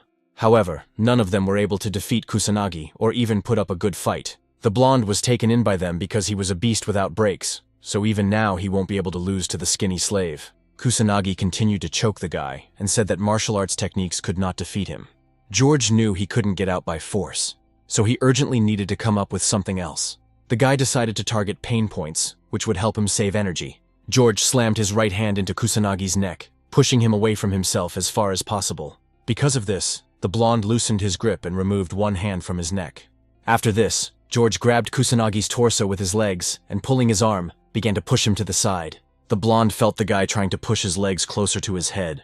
In an instant, George grabbed Kusanagi's right arm with his legs and threw them around his opponent's neck. With more force, the boy slammed Kusanagi's back into the ground, twisting his arm. Akechi was already confident of the blonde's victory, but in an instant, everything changed. The guy grabbed his opponent's right hand tightly. George pressed his feet into Kusanagi's left arm, completely immobilizing his opponent's arms. The guy reminded the blonde that they had simply gotten into a fight. Kusanagi didn't understand why the guy was saying this now. George grabbed his opponent's arm with both hands and pinned it between his legs. Kusanagi felt pressure in his elbow joint and guessed what the guy was about to do. George began to press down on the arm with all his might, bending it into an unnatural position. Soon the elbow joint cracked and the blonde's arm was broken. Kusanagi couldn't help but cry out in pain. George dropped his opponent's hand and climbed on top of him again. The guy told Kusanagi not to be too delusional. George said it wasn't just a fight, and certainly not a duel of different styles. The guy looked at the enemy with burning eyes and said that only one would remain alive. At some point, Kusanagi felt as if he saw a completely different person in front of him. The strongest fighter of the elite ghost squad, George Sai, despite his well-honed fighting skills, has never fought on the street. Even after being reborn, the boy was not going to give up his beliefs, so this fight was not something ordinary for him. Kusanagi said that it would be even better this way, and was about to attack the guy sitting on him again. The blonde reached out his hand towards his opponent, again intending to grab him by the neck. However, George reacted quickly and leaned forward with his head, hitting his opponent's fingers with his head. This caused Kusanagi's fingers to twist at an unnatural angle, and he began to scream in pain. George swung at his opponent with all his might and thought that Mr. War had never fought before. This time, the boy accepted the challenge because he was going to kill Kusanagi. Seeing the swing, the blonde was distracted from the pain in his broken bones. Before the blow, he seemed to see a hammer coming down on his head instead of George's hand. At the last moment, Kusanagi was able to jerk to the side and dodge the elbow strike. The force of the impact caused a crack to form in the ground, and this greatly frightened the blonde. Kusanagi knew that an ordinary person, when faced with the prospect of murder, would inevitably begin to hesitate. However, he did not see a shadow of doubt in George's eyes. The guy hit coldly, efficiently, and mercilessly. Now Kusanagi realized that although he was physically stronger than George, he would not be able to achieve victory. The blonde realized that the guy was determined to kill him here and now. Seeing George swinging again, the blonde put his hands in front of him. However, no matter how hard Kusanagi tried, the guy still found weak spots and hit the target. George was able to easily get around the block and hit the blonde's neck with his knuckles. Kusanagi's breath caught in his throat and he could no longer think coherently. However, the blonde's thoughts were haunted by the fact that this was no ordinary person in front of him. Watching George fight, one can conclude that he was never a fighter. The guy grabbed Kusanagi by the neck so that he could no longer dodge. The blonde's eyes reflected the silhouette of George, who was about to strike again. Kusanagi was willing to bet everything he had that the guy was a professional killer. The blow landed right in the blonde's face. With one blow, George knocked out several of his opponent's teeth. The fighting technique that Mr. War used was Krav Maga. This equipment is used by special forces in different countries. Krav Maga is the most deadly close combat martial art in the world. George grabbed a large rock lying nearby, causing Kusanagi to flinch. The guy swung the stone, intending to finish off the blonde once and for all. Kusanagi was already on edge from the previous blows, and now he had no strength left to resist. George's gaze never wavered for a moment as he saw before his eyes the man who had brutally murdered his friend. With all his strength, the guy brought the stone down on his opponent's head. Before the stone touched Kusanagi's head, George's hand froze. He remembered how Kei had stopped him last time. The boy said that one shouldn't kill even such bad people, because then George would become like them. At that moment, the guy didn't attach too much importance to Kei's words. After what happened to Masa, George was filled with rage. But it was now that Kei's words came back to him. The guy decided to listen to the boy's words and threw the stone aside, without finishing what he started. The stone fell from the cliff and sank into the sea waters. George stood up from Kusanagi's body and made it clear that he had no intention of killing him. A hoarse laugh was heard from the blonde. Kusanagi rose from the ground and asked if George was really surrounded by spiritual electricity. The boy's body really did emit a soft blue glow, and the same one had recently emanated from Kusanagi himself, but it was yellow.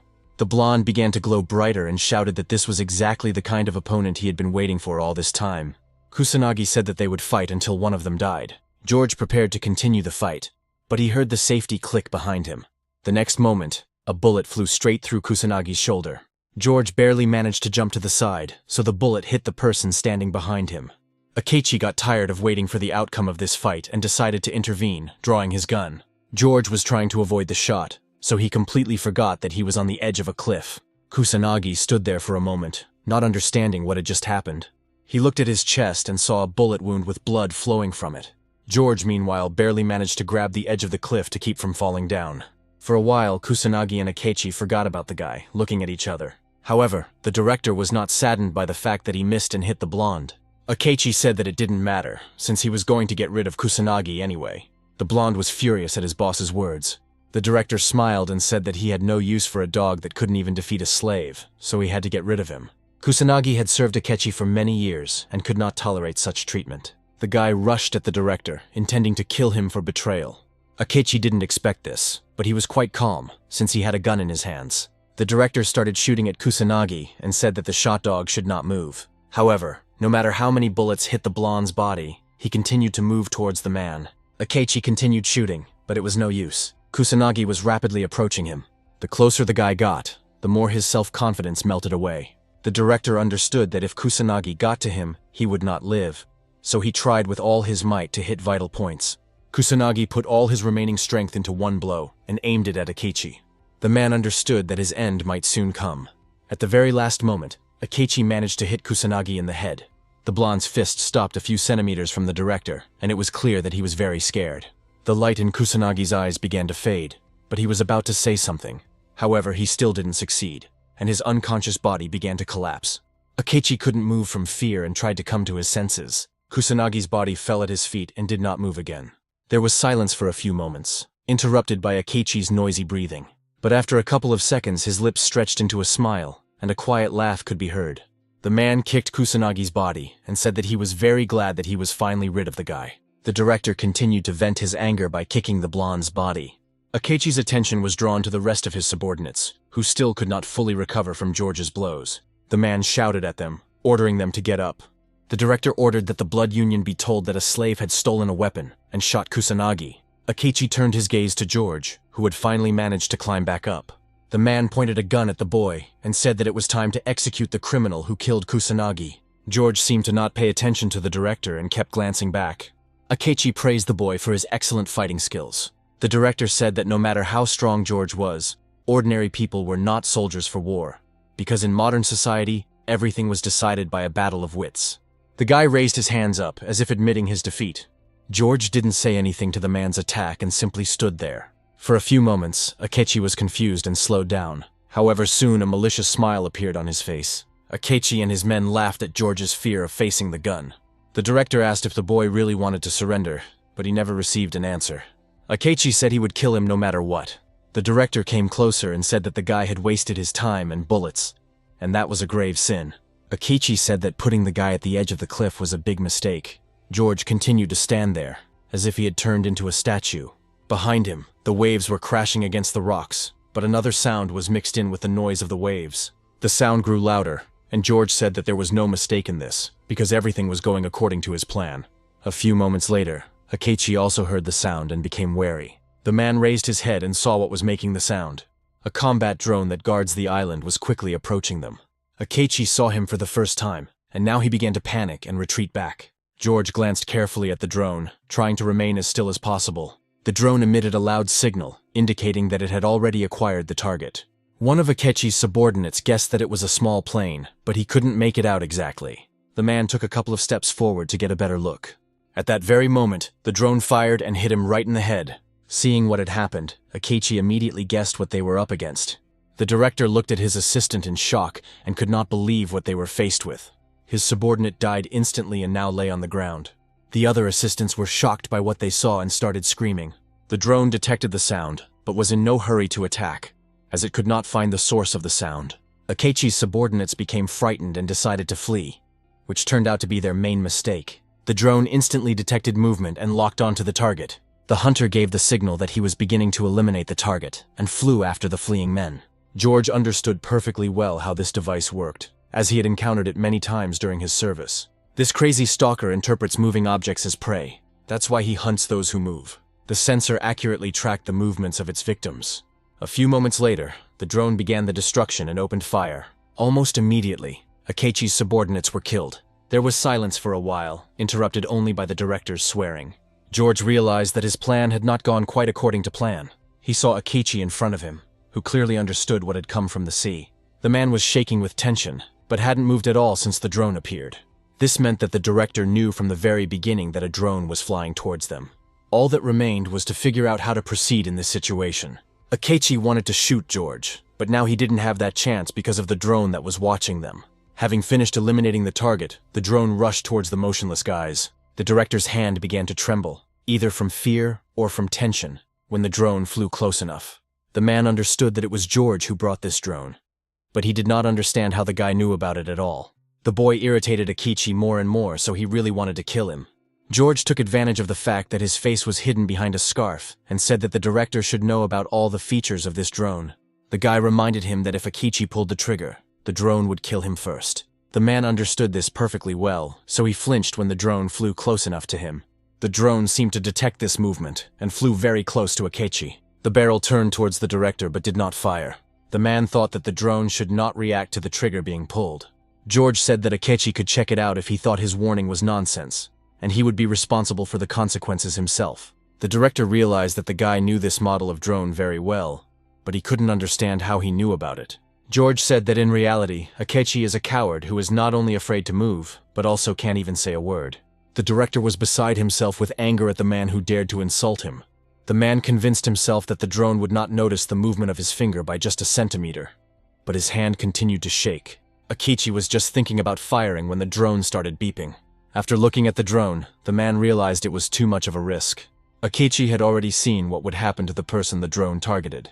George watched the director's torment and realized that his time would soon be over. The guy knew there was no evidence that the drone would respond to the finger movement. George looked at the drone again and realized that it would soon consider the mission complete and disappear. Once the drone takes them out of its sight, the guy will be able to attack Akechi. George understood that the man was not strong in close combat, so he could easily deal with him. The drone circled above the boys' heads, looking for its new victim. George was in a better position because his arms were simply raised, while Akechi had to stand with his arm outstretched. At this moment, the director was trying to figure out what to do next. His hand shook more and more, but he still couldn't bring himself to shoot. George watched the man closely, waiting for him to make a mistake. A strong wind arose coming from the direction of the forest. A powerful stream of air rushed through the trees and headed towards the standing guys. The wind ruffled their hair, but they continued to stand motionless. At some point, Akechi noticed that the wind currents were turning and blowing the drone to the side. The man decided that this was his chance. Akechi opened fire, hoping the drone wouldn't detect him. George tried to remain still, so one of the bullets hit him in the left shoulder. The guy took one step back from the blow and immediately froze. At that moment, the drone came to balance and aimed its sights at the guy. George held his breath, wondering if the drone had spotted him or not. A few moments later, the drone reported that the target had been captured. As soon as the drone announced the start of the liquidation, George started to run. The guy hoped that he would be able to escape, just like last time. The drone rushed after George. Moments later, the drone opened fire. George decided it would be best to jump off the cliff to avoid the drone's reach and switch to Akechi. By some miracle, the guy managed to avoid being shot. However, the drone had no intention of stopping and continued to pursue its target. George's shoulder was in severe pain from the bullet Akechi had hit it with. Running to the edge of the cliff, the guy pushed off the ground with all his might. For some time, the drone fired at the place where the guy had been standing a second ago. Having lost sight of its target, the sight began to spin from side to side. Having spotted the guy flying off the cliff, the drone fired again and hit George in the back of the thigh. The boy screamed and looked back. Akechi was clearly pleased with this turn of events. Blood flowed in a strong stream from the wound in the leg. George inevitably flew off the cliff towards the sea. The waves crashed hard against the rocks below, creating additional danger for the boy. George realized that he would be entering the water head first, which could cause him to lose consciousness from the impact. The guy had to act quickly to save his life. George bent over to give his body the necessary amplitude and turn over. Now the guy was falling feet first. George knew that with such injuries it would be difficult to survive if he fell into the water, but he had no choice. A few moments later, the guy's body completely disappeared into the seawater. The drone noticed that George had sunk into the water. With one sharp movement, the drone turned towards the sea and flew down, continuing to fire. Bullets rained down on the spot where the boy had just landed. Flashes and splashes were visible on the surface of the water. The bullets only miraculously missed George, who was trying to recover from the impact with the water. Quite quickly, the guy regained control of his body and looked up. The drone finished firing, but continued to circle over the water, trying to find its target. George decided to lower it to a deeper depth, so that the drone would not see his silhouette in the water. After a few moments, the drone began to emit a signal, scanning the area. Having no longer found its target, the drone took off into the sky, announcing that the target had been destroyed. Akechi still stood motionless and watched the drone closely. As soon as the drone was out of sight and all sounds died down, the director slowly lowered his pistol. The man walked to the edge of the cliff and looked down to make sure George was gone. After Akechi couldn't find the body anywhere, a smile appeared on his face. The man said that this is how those who went against his will should end up. A crazy laugh echoed through the forest. After this, Akechi no longer intended to stay in this place and left, taking the money. The waves continued to crash against the rocks, but George was still nowhere to be seen.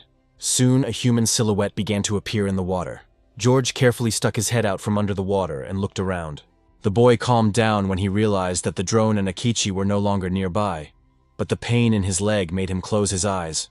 George saw the water turning red due to profuse bleeding from the gunshot wounds. The boy took off the scarf from his face to use it as a bandage. George tied the scarf tightly around his hip to minimize blood loss. It was already much better, but the guy understood that the bullets were still in his body. George was thinking about how he needed to remove the bullets and treat the wounds as quickly as possible. The guy swam towards the rocks to climb up them. At some point, George was overcome by a strange premonition. The water behind him moved differently than usual, as if something had cut through the currents. George realized something was approaching him and turned around sharply. The guy didn't even think about what it might cost him to end up in the water with open wounds. A large shark was swimming rapidly towards him. George was scared and didn't know what to do. Meanwhile, the shark had already swam up to him and emerged from the water, getting ready to swallow the guy. George was covered by a large shadow from a sea monster that was many times larger than himself. For a few moments, the guy froze in shock. The shark had no intention of waiting and was already about to grab him. George jerked to the side with all his might, avoiding the collision. The guy found himself underwater and realized that the shark had sensed blood, which is why it had swum up. Now George faced a new problem, and this time it was much more dangerous. The boy came across the one at the top of the food chain in the sea. George was now being hunted by a great white shark. The shark's body is shaped like a torpedo. This monster moves through the water at a speed of 50 kilometers per hour. The great white shark's jaw clamping force is more than a ton, making it the ultimate predator in the sea. George was once again able to escape the jaws of the sea monster that was determined to eat him. The guy immediately forgot that he had been underwater for a long time and realized this when the air was already running out. George was about to surface, but a shark passed in front of him, and the boy saw its tail. The predator hit the guy in the stomach with its tail, throwing him up. The blow made George exhale, and the air finally ran out. The guy tried to stay conscious and climb up. The shark circled around him constantly, looking for the right moment to attack. Soon the guy found himself on the surface and was able to take a long-awaited breath. George was in no hurry to relax and immediately looked at the water. Soon, a large shadow began to appear under his feet, indicating that the shark was surfacing after him. George took as much air as he could into his lungs and dived again. The guy tried not to dive too deep so that the shark could not suddenly pull him to the bottom. George saw the predator rapidly approaching him. The guy had time to prepare for a face-to-face encounter with the shark. George began to collect all the internal energy in his body. Within moments, his body began to glow with the power that was overwhelming him. George knew that sharks like to attack by surprise. However, they cannot stand it when their prey becomes aware of their presence, so he hoped that his actions would scare them away. The guy tried with all his inner strength to show the monster that he would be stronger. Sensing the energy emanating from George, the shark froze for a moment. However, blood continued to flow from the boy's wounds, coloring the water around him. Sharks could easily smell blood from many kilometers away, and when they were just a few meters away from their target, they became enraged. Having sensed George's blood, the shark decided to attack. The predator opened its mouth and quickly swam towards the guy. George quickly realized why his plan hadn't worked. No matter how hard he tried, it was impossible to stop the bleeding from gunshot wounds in the water. George began to think that sharks had another vulnerable spot. This time the guy's target was the tip of the shark's nose. Many say that the tip of the nose is the most sensitive part of the predator, so a blow to it can disorient the shark. It is in this place that the shark's organ, the ampulla of Lorenzini, is located. The predator was rapidly approaching, and George was preparing to strike. After a few moments, the shark was close enough for the guy to strike. The guy was convinced that this method would work. However, the shark didn't seem to even notice the blow. She swam further and hit George in the chest with her nose. The force of the impact threw the boy's body several meters above the water. Following the guy, a shark jumped out of the water, getting ready to swallow him. George realized that his plan didn't work because the difference in their sizes was too big. After flying a couple of meters, the guy fell into the water again, and for a couple of moments lost touch with reality. His body was in severe pain from the impact with the water, and it did not improve the gunshot wounds. George emerged from the water and began coughing. The guy quickly came to his senses and began looking around in search of the predator. George felt something large approaching him from behind. The guy reacted instantly and turned around. However, the shark was in its element, so it acted much faster and was already close. George tried to swim to the side, but the predator grabbed him by the shirt. The guy felt the shark begin to pull him under the water. George understood from the very beginning that man could do nothing against the master of the seas. All his attempts to escape were in vain, and his body sank into the sea abyss. The air in my lungs was rapidly running out, and my temples were starting to ache from the pressure. The capillaries in the guy's eyes burst from the strain and the salt water. George had no chance of escape. Gradually, the guy began to lose hope and thought that everything was fine with him, since he was not going to cling to life, because it looked pathetic. George began to lose consciousness, and impenetrable darkness began to fill his mind. But at some point, the guy began to hear a familiar voice. George saw a silhouette from the past in front of him, asking him to return. The guy clearly saw Sophia in front of him, who demanded that he return to her alive. Suddenly, George's body was filled with strength and he opened his eyes. The boy grabbed the shark's skin with his hands to maintain a stable position. George seemed to have received a second wind, and thoughts of death receded into the background. The guy couldn't afford to break his promise again.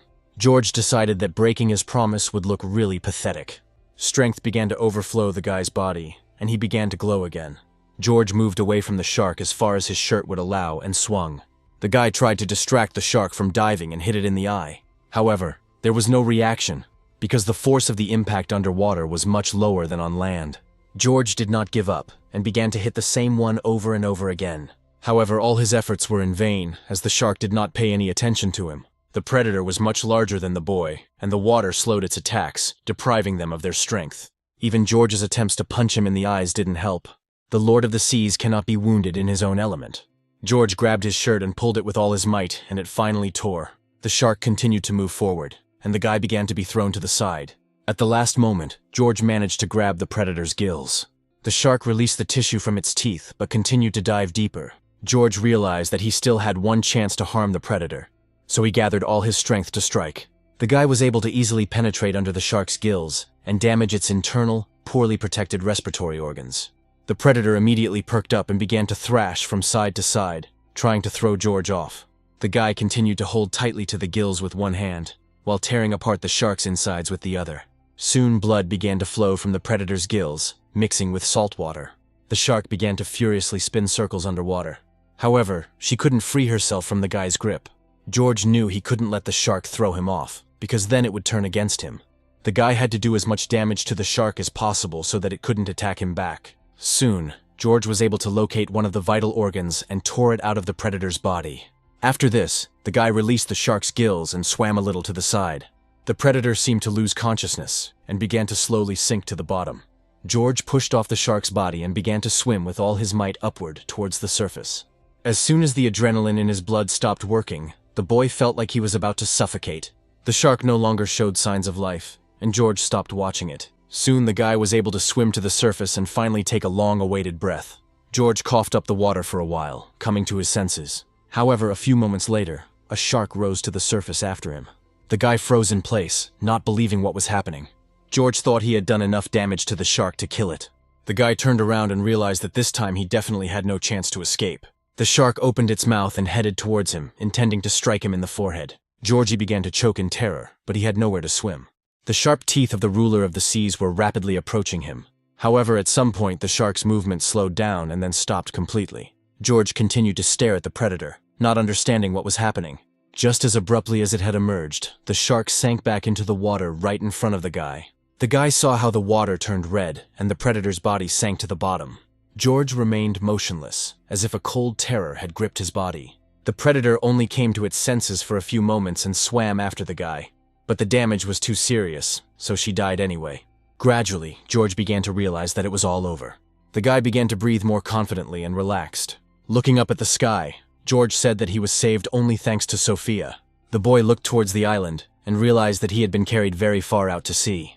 George swam towards the shore to treat his wounds as quickly as possible. The guy started swimming the crawl, but after just a couple of strokes, his body refused to move. George lost consciousness for a few moments due to pain and blood loss. The guy quickly came to his senses and surfaced again, trying with all his might to stay afloat. He had no strength left to swim to the island. Because he had lost too much blood, his body began to cool down, and he began to tremble. At that moment, the guy could only think about how he would get to the shore in such a state. Soon George noticed how the sun's rays began to play on the surface of the water. The guy turned to the east and saw the rising sun. George stood still for a few moments, noting that it was very beautiful. The sun sank into the sea horizon, illuminating the sea and the sky. It took the guy a few moments to realize that it was already morning.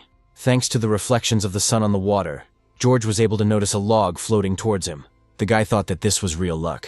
Gathering his last strength, George quickly swam to the life raft. Not without some effort, the guy was finally able to get out of the water. George lay down on a large log with his back and basked in the rays of the warm sun. The trembling still ran through the guy's entire body, but now he felt at least a little better. The boy became dehydrated from blood loss, and being in the salt water for a long time only made it worse. George watched the sun move across the sky for a long time. The guy felt like time was slipping through his fingers. The sun had already risen high above the horizon, and the cries of seagulls could be heard over the water. George couldn't believe that he had survived this time too. Thanks to the current, the log the boy was on was washed up on the island. Finally, George found himself on dry land, but his strength had completely left him and he couldn't even stand up. According to the guy's calculations, he was shot about 5 hours ago, which means he needs to hurry. However, as soon as George tried to get up, his body was struck by a cramp. The guy didn't even have enough strength to raise his head. George knew that being in the water for so long with a gunshot wound had given him a fever. A few moments later, the boy heard the sound of footsteps. George even began to feel as if the enemy was forcibly pressing him to the ground. The stranger gradually approached, but the guy could do nothing. George saw a female silhouette extending her hand to him and asking his name. However, the guy was no longer able to answer as he lost consciousness. George dreamed about his past life.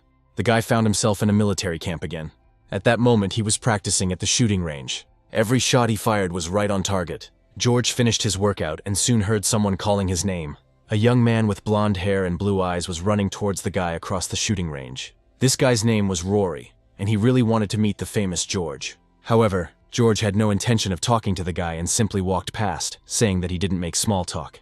It was noticeable how Rory became sadder before our eyes. The boy told the departing George that his parents had been killed by terrorists. The brunette stopped at these words, but did not turn around. Rory shouted that the one who avenged his parents' death was Mr. War. The guy said that's why he wants to be as strong as George. Rory shouted that Mr. War was his true hero. These words made George feel strange. Before leaving, the brunette said that he was simply doing a task and nothing more. It seemed as if Rory was expecting to meet a completely different person. A few days later, the Ghost Squad entered a battle that was not going in their favor. They found themselves under enemy artillery fire, so they had many wounded. The detachment collected all the wounded and headed towards the camp with first aid tents. They needed urgent medical attention. Only experienced medics who were not afraid of the most serious injuries worked in the field hospital. They instantly determined the level of danger to life and acted in a coordinated and rapid manner. George was among those who brought the wounded to the field hospital. He stopped at the very entrance to the tent and watched as his colleagues were receiving assistance. One of the medics approached George and said that his shoulder was injured, but the boy refused help, saying that it was nothing. At that moment, the guy heard a familiar voice coming from the side of the beds.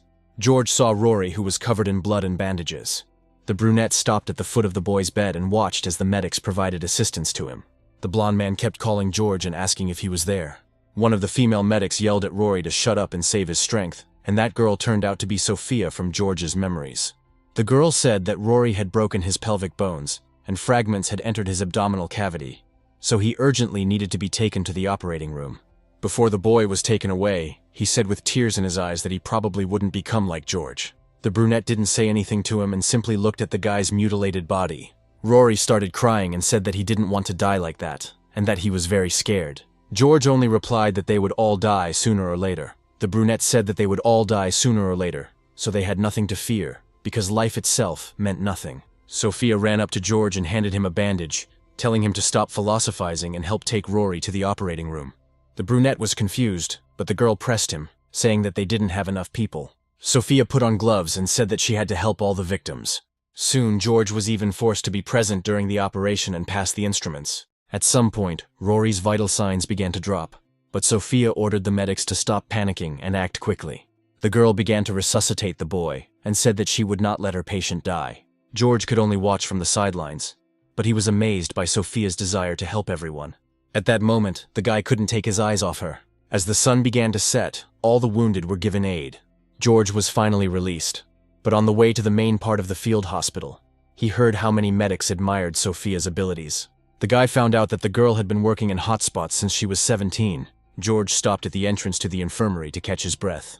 However, even here they did not give him any peace, and lightly hit him on the hand with a bottle of beer. Sophia handed the guy one of the bottles in gratitude for his help in silence. The girl winked and said that she had asked a person without medical training to assist in the operation, so her superiors could fire her. Sophia thanked him again for his help and took a sip from her bottle. After this, a satisfied smile appeared on the girl's face, and she said that she now felt much better. George kept his eyes on the girl and asked if Rory would survive. For a moment, Sophia looked sad and replied that the chances were very slim. However, the girl said that in her experience there were many cases where fighters dealt with even worse injuries. George said he considered the hopeless attempts to survive pointless.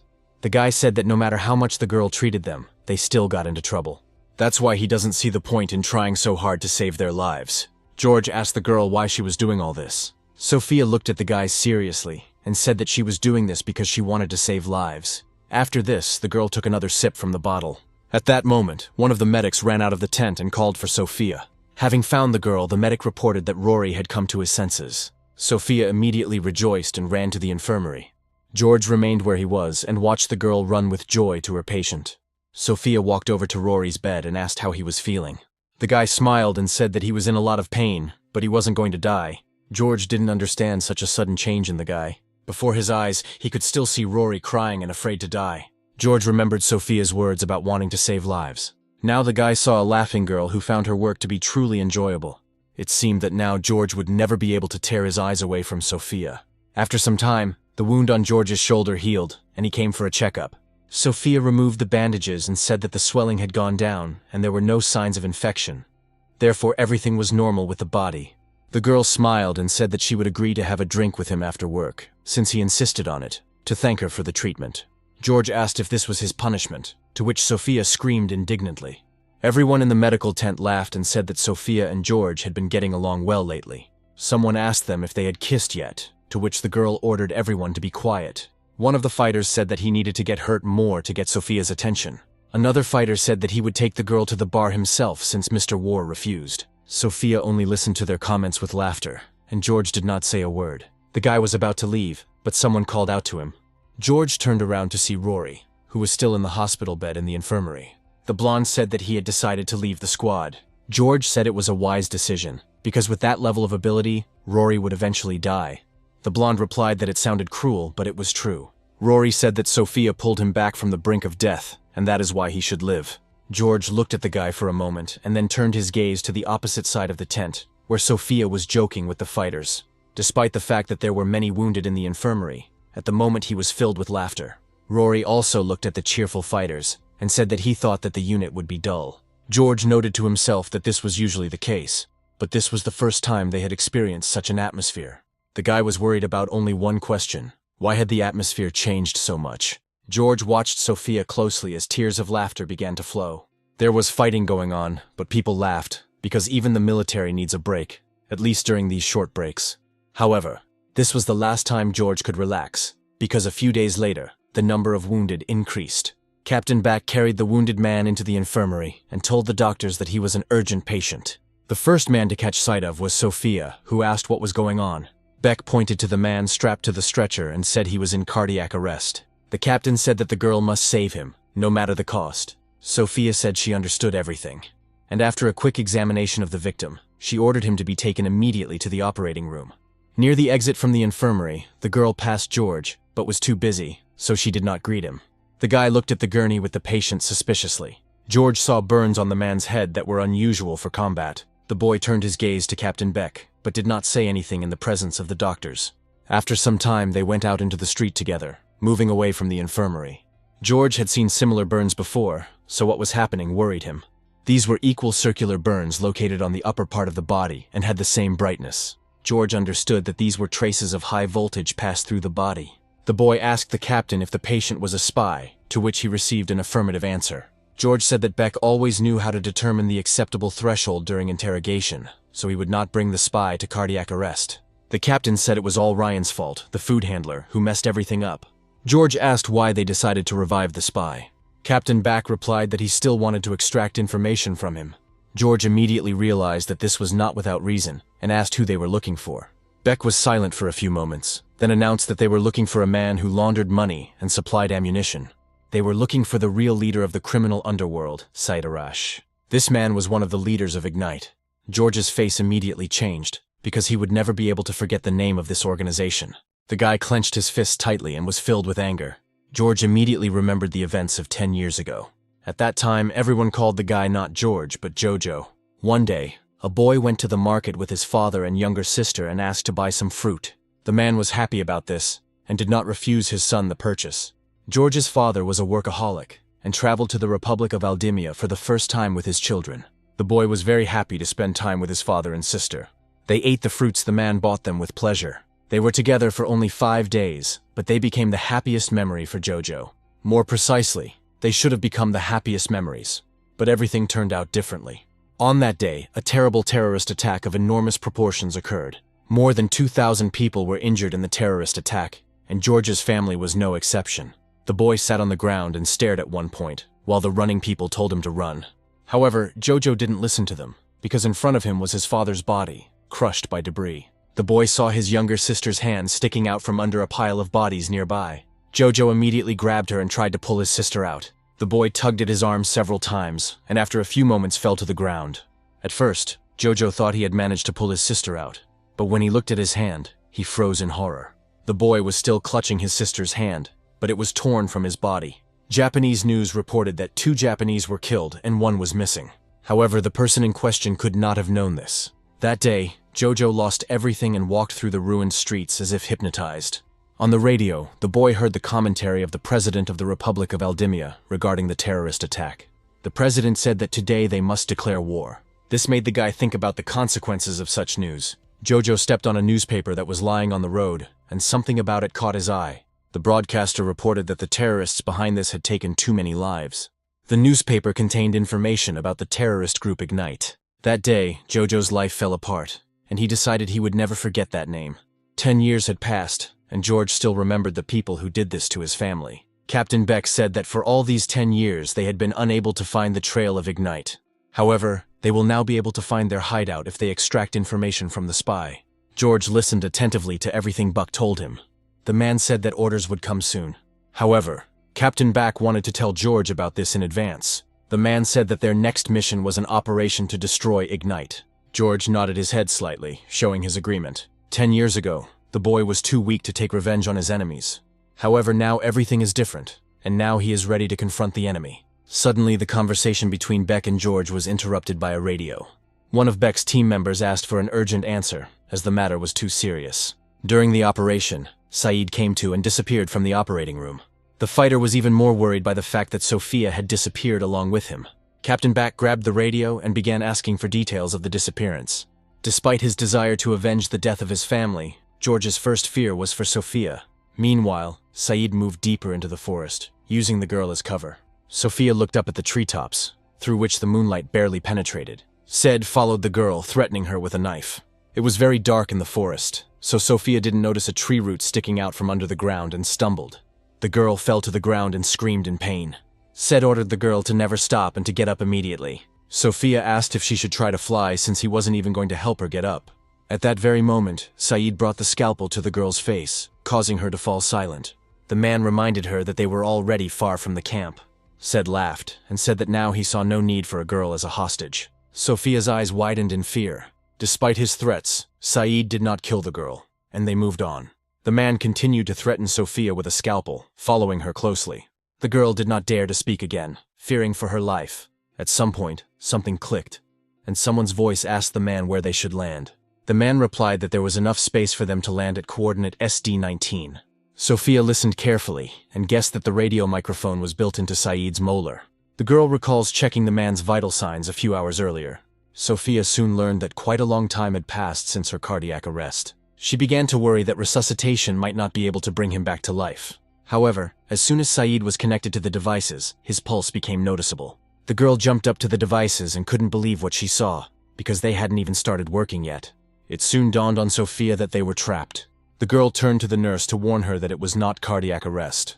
However, she didn't have time, because Saeed had already come to his senses and killed the nurse. Sophia wanted to say that the patient was still alive and pretending. But at that moment, Saeed himself cut the nurse's throat and did not take his eyes off Sophia. The girl saw her friend slowly dying from blood loss. Said's bloodthirsty gaze remained etched in her mind for a long time. For the first time, Sophia looked so scared and couldn't hold back her tears. Said threw the nurse's body aside and advised the girl not to scream. The man said that he had a device in his body that suppressed his heart rate so much that not all devices could detect it. Said that it was a very convenient thing, but it had one side effect. The man said that after using this device he felt very nauseous. Sophia was shaking violently and was afraid to utter a word. Said ordered her to be quiet and began to slowly approach her. The man said that he always wants to kill the person who yells at him after waking up. Said that he wanted to use the girl as a hostage to get out of this base. The man promised that he would not force her if she did not want it. But the knife in his hands indicated that in that case, she would die. Said that he could get out of here even if he didn't have insurance. Sophia was afraid to move and was trembling with fear. The girl couldn't hold back her tears. The further they went into the forest, the faster Sophia came to her senses. The girl understood that the Ignite terrorists had technical capabilities beyond all expectations. But that was not what scared her. For the sake of their goals, these people are ready to modify their bodies at an organic level. What was even more frightening was that taking the life of another person was a common thing for them. Sophia understood that if she didn't kill Saeed, he would soon kill her. The girl carefully reached for the inside pocket of her hospital gown. As someone who worked on the battlefield, she always carried some medications with her. Morphine is a drug that has a strong analgesic and sedative effect. Although it relieves pain and suffering, even a small overdose can cause coma. The morphine that Sophia had with her was in a high concentration. The lethal dose of this drug is 4 milliliters. Now the girl was trying to find the moment to carry out her plan. Sophia listened attentively to Saeed's conversation with his accomplice. Gradually, the approaching helicopter became audible. The birds began to behave restlessly due to the approaching noise. Said turned his full attention to his interlocutor, leaving Sophia unnoticed. The girl realized that this was the best moment. Sophia carefully pulled out the syringe with morphine. While Saeed looked away, the girl turned sharply and stuck the syringe into the man's neck. For a few moments, the girl froze, trying to figure out if her plan had worked. She injected the drug all the way, but her hands continued to shake. Said didn't have time to react and was now gradually losing consciousness, unable to do anything with the girl. The girl relaxed a little, realizing that her plan had worked. Said fell to the ground, foam coming out of his mouth. Sophia watched the man closely until the last breath escaped his lips. Said's body shook from the drug overdose. Sophia breathed a sigh of relief and wondered if injecting 10 milliliters of morphine had been too much. However, the girl relaxed too soon, because the next moment Saeed came to his senses. The man grabbed Sophia by the neck and squeezed so hard that she couldn't breathe. Said's body was still shaking, but he was fully conscious. The man said it was a good idea, but he had long ago developed a resistance to such drugs. Said that this happened when a person experiences overdoses from childhood. The man said he hadn't experienced a morphine overdose in a long time, and it actually felt pretty good. Said raised the scalpel over Sophia, and said that now it was time to take her apart, piece by piece. The man apologized with a smile on his face for not being able to offer her pain relief. He said that Sophia was to blame for spending everything on him. The man pointed his finger at his chest and said that life is a duty. Sophia didn't understand what he was talking about. Said poked himself in the chest again and said that the soul is the guarantee. Touching his forehead with his hand, the man addressed God. Said asked God to accept Sophia as a sacrifice. His eyes spoke of the utmost degree of obsession. Having completed the peculiar ritual, the man cut the girl's clothes with a scalpel. Sophia closed her eyes, expecting to feel pain. However, after a few moments, she opened her eyes without feeling anything. Looking down, Sophia realized that the man had cut her clothes, exposing her breasts and stomach. This made the girl panic even more. The man let go of her face a little, and brought the scalpel closer to it. Said asked why Sophia was so afraid, since they were just meat. The man said that the meat becomes tough when cattle feel fear of slaughter, and it is all because of the stress hormone. Because of this, the color of the meat darkens, becomes dull and loses flavor. Said it was terrible when you spend 2 or 3 years growing precious meat, only to have it turn into tasteless horror. The man stroked Sophia's face and said that this was the greatest loss. Soon the man calmed down and came to his senses. Wiping the tears from his face, he said that the girl should not be afraid. He promised that he would do everything quickly and carefully. There was a crazy smile on Saeed's face, and he didn't understand why Sophia wasn't smiling with him. The man raised the scalpel over the girl and ordered her to relax. His eyes glowed with obsession. Sophia couldn't move and could only look into the face of a real monster. The man began to lower the scalpel, intending to plunge it into the girl's neck. Sophia closed her eyes, awaiting her death. However, a moment later a shot rang out and the scalpel flew off to the side. He hit the rock on the ground with a loud thud. Sophia opened her eyes when she felt blood on her face. Blood flowed from Saeed's shot-through palm as he looked closely at his wound. The man seemed to feel no pain due to an overdose of morphine. Said raised his hand to his face and looked through the hole in it. The man saw that the bullet had flown straight through and hit the rock ahead. After this, Saeed roared as loudly as his lungs allowed. Sophia looked at this in shock, hoping that her assumptions were correct. Behind Saeed, in the distance, George was hiding in the bushes. The guy was able to track down Sophia and Saeed, and at the last moment he was able to shoot the scalpel out of the spy's hands. George lay on the ground, aiming his sniper rifle. The glass of the sight reflected the moonlight, indicating his location. George took aim for a few moments, then pulled the trigger again. Once again, the sound of a gunshot cut through the forest, scaring away the animals in the area. The guy hoped that Saeed had not yet managed to figure out his location. However, this was not the case, because upon hearing the shot, the man immediately ducked, realizing that they were shooting from behind. The bullet still managed to hit him, damaging his ear. Said leaned down sharply, pinning Sophia to the ground with one sharp movement. The man calculated that the shooter was in the direction of 2 o'clock. Due to the difference in sound and impact, Saeed was able to calculate that the enemy was half a kilometer to a kilometer away from them.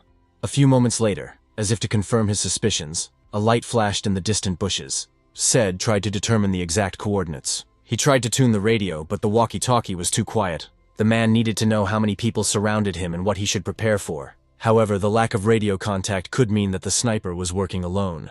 Sophia began to slowly come to her senses, as Saeed became distracted again and loosened his grip on her neck. The man didn't look at her, and the girl decided that this was her chance. Sophia abruptly pushed Saeed away and ran in the opposite direction from the shots. However, the man was much faster and was able to trip her. The girl found herself on the ground again, and Saeed asked her where she was going. The man grabbed her by the hair and said that her job was to be his shield. Said plunged a scalpel into Sophia's side and said that he would not accept refusals. Feeling a stabbing pain in her side, the girl screamed in pain. Something clicked in the man's head again, and he contacted his accomplices. Said gave the coordinates of the sniper who was hunting him. The man said that the sniper was sitting in the bushes alone, and didn't even think to turn off his flashlight. Said told his accomplice to destroy him and everyone who came after him. A few moments later, the sound of helicopter blades was heard again. Said that snipers do not work alone, as they always have coordinators, supplies, and evacuation. Only with the help of all these people can the sniper survive the mission. Said that a sniper's miss instantly gives away his location, and in that case, he's a dead man. The helicopter appeared over their heads and began shelling the area where the sniper was located, based on the man's information. Said that since this sniper came alone for Sophia, he would become food for worms. The man said that the lone hunter becomes the hunted. However, Saeed was too distracted, and did not notice the threat that had approached from behind. George rappelled down from the tree and found himself directly above the man. The guy said that he agreed with Saeed's words, which caused the man to turn around. However, he didn't have time to understand what happened when the world started spinning before his eyes. In an instant, the man's head flew off his shoulders, causing Sophia to scream. George came down to the ground and said that the shooting was just a maneuver so that he could approach unnoticed. Tears of joy streamed down Sophia's face and she looked at the guy with a smile. George said that everything was going according to plan, and the lantern had been a great help. The guy said the dawn light played into their hands. For some time, Saeed's severed head continued to make sounds. George said it would be easier if he were good at long-range shooting. The guy looked at Sophia, who had her head down, and asked if everything was okay. However, as soon as the girl raised her head, it became clear that she could no longer hold back her tears. Sophia sat on the ground and could not calm down, crying so loudly that George was frightened. The guy came closer and told the girl that she should calm down, because their enemies could still be nearby. However, Sophia did not calm down, but only rushed to hug George, saying that she was very scared. The guy was confused and blushed with embarrassment, because the girl's top was cut off. George immediately remembered a recent conversation with Captain Back, who said that it is in a situation where a woman cries that a man can show his worth. The man then advised George to simply hug the woman back to calm her down. Beck said that this is when a girl can think about giving her body and soul to a man. That day, George called it the ravings of a drunk. Before leaving the tent, the guy said that Beck was messing around when he could be working on a strategy. Now George remembers this conversation and thinks about whether he should hug Sophia back. The guy stretched his arms forward to hug the girl, but something stopped him. George remembered the face Beck had made when he said that after this, the woman would want to give herself completely. The guy abruptly pulled his hands away without touching Sophia. It was clear from George's face that he was struggling with the choice. The guy thought that if he put his hand on Sophia's back now, it would look like he had ulterior motives. George looked at the girl, who still couldn't calm down, and it seemed as if she was starting to cry even harder. At that moment, the guy decided that it would be better not to touch Sophia again. George raised his head and looked at the sky, hoping that this would end soon. The problem was that the fighting genius, Mr. War, was absolutely hopeless at anything that didn't involve fighting. Sophia pressed herself tightly against him and buried her face in his shoulder, slightly muffling her sobs. George glanced at her from time to time, and with each passing minute he became more and more embarrassed. Soon the sounds of an approaching helicopter were heard in the distance. George immediately noticed this and realized that the enemy was returning again. When the helicopter opened fire, the guy rushed forward, covering Sophia with his body. The helicopter stopped over their heads and continued firing. George quickly picked up Sophia and hid behind a large tree. The guy started looking around to see if there were any more enemies nearby. George knew they had already missed their chance to escape unnoticed, so he picked the girl up in his arms. Sophia screamed in fear, but the guy didn't pay attention. The girl saw where they were heading and asked George to stop. However, the guy ignored this request and told Sophia to hold on tighter. George ran purposefully with the girl in his arms towards the cliff. Having reached the very edge, the guy jumped forward, pulling Sophia along with him. The girl saw the height from which they fell, which brought tears to her eyes. The boy and the girl were falling rapidly down, accompanied by Sophia's loud screams. Below, a river with a strong and fast current awaited them. Due to the stress she experienced, Sophia lost consciousness before they landed in the water. Some time passed, and the girl gradually began to come to her senses. Sophia opened her eyes and exhaled, feeling the heaviness in her lungs. The girl heard the sound of the waterfall and stood up to look around. She was next to a small river into which a small waterfall flowed. The girl didn't see anyone nearby, and this made her tense. Soon George came out from the forest and asked her if she was okay. The guy was shirtless and carrying firewood in his hands, promising to make a fire so that Sophia could warm up. Seeing George's naked torso, the girl became embarrassed and could not say anything in response. The guy sat down next to Sophia and began to stack firewood, saying that he had walked here along the valley along the river, so they were able to break away from their pursuers. George said that they would leave as soon as they regained their strength, and the image of the guy carrying her on his back immediately popped into the girl's head. The guy smiled and said that it would take about half a day to get to the camp. A blush appeared on Sophia's cheeks, and she thanked George for saving her. Without turning to face the girl, the guy said that everything happened by itself. Sophia decided it would be wrong to sit still while George was making a fire. The girl jumped up from her seat, spreading her arms, and asked if she should go and look for food for them or find more firewood. However, Sophia completely forgot that her clothes had been cut by Saeed. It was at that moment that George turned in her direction and saw the girl's naked breast. The guy froze in place, instantly blushing. Sophia realized the situation she found herself in and quickly covered herself with her hands, screaming. The girl took a step to the side, but tripped over the branches, losing her balance. Sophia fell forward by inertia, straight onto George. The girl hit herself, causing her to close her eyes for a few moments. However, she soon realized the situation they were in and opened her eyes. George was very red and was clenching his teeth too hard. Sophia didn't know what to do next, because the more she thought about it, the more these thoughts controlled her. The girl pinned George's hands to the ground, towering over him. At some point, it seemed to the guy that the girl began to weaken and fall on him. George tried to force himself to remain a soldier and keep his composure. The guy saw how Sophia reached her lips towards him, and after that all his attention was concentrated on this. George knew there was nothing he could do about it. The guy closed his eyes as Sophia's lips were about to touch his. However, a strange rustling sound in the bushes not far from them caused them to become distracted. Sophia looked fearfully towards the forest, expecting that someone would attack them at any moment. George noticed this too and quickly pulled himself together. The guy switched places with Sophia, ending up on top of the girl. George pulled out his gun and took aim, while the girl hastily adjusted her clothes. For a few moments they froze, listening to the noise of the forest. The rustling gradually approached, and soon the unexpected guest was supposed to appear. Sophia froze, afraid to even move. A few moments later, a squirrel ran out of the bushes and sat down in the clearing. The rodent looked at the frightened guy and girl and gnawed on something. George lowered the gun and said that Sophia had nothing to worry about. However, there was no answer, which made the guy look at the girl. Sophia looked at him and didn't know what to say, so she remained silent. Under the intense gaze, the girl quickly came to her senses and continued to cover her exposed chest with the cut clothing, apologizing for what had happened. George got up from the ground and walked towards the firewood, saying that the girl had not yet fully come to her senses. The guy said it was called an acute combat stress reaction, because intense tension and fear on the battlefield cause emotional turmoil and irrational behavior. George glanced at Sophia and said that he would watch the fire and that she should lie down and get some more sleep. The girl looked at the guy for a few moments as if he had offended her. Unable to contain herself, Sophia called George a fool. The guy decided not to pay attention to this, but the girl did not calm down and reached out to him. Sophia grabbed George by the neck and turned him forcefully towards her. The girl asked what right he had to diagnose her. George was surprised and said that he had not diagnosed her, but was merely stating a fact. Sophia was indignant and said that her condition was not a reaction to stress during the fight. George didn't like the girl's behavior and he wanted to move away, but she didn't let him do it. For a few moments, Sophia turned away, trying to hide the blush on her cheeks. However, she still plucked up her courage and looked the guy in the eyes, saying that she was simply in love. After this, the girl closed her eyes and began to move closer to the guy's face again. George Sai was a brilliant soldier and a master of close combat. He is able to dodge any blow during hand-to-hand combat, even if he is fighting a boxing master. Having noticed the barrel of a gun, he can even dodge a bullet. Sophia's movements were much slower than anything the guy could handle. They were slower than any blow during hand-to-hand combat. Moreover, they were slower than a shot from a firearm. The girl approached his face very slowly, as if giving him the opportunity to dodge. However, George didn't even try to do anything about it. A few moments later, their lips touched.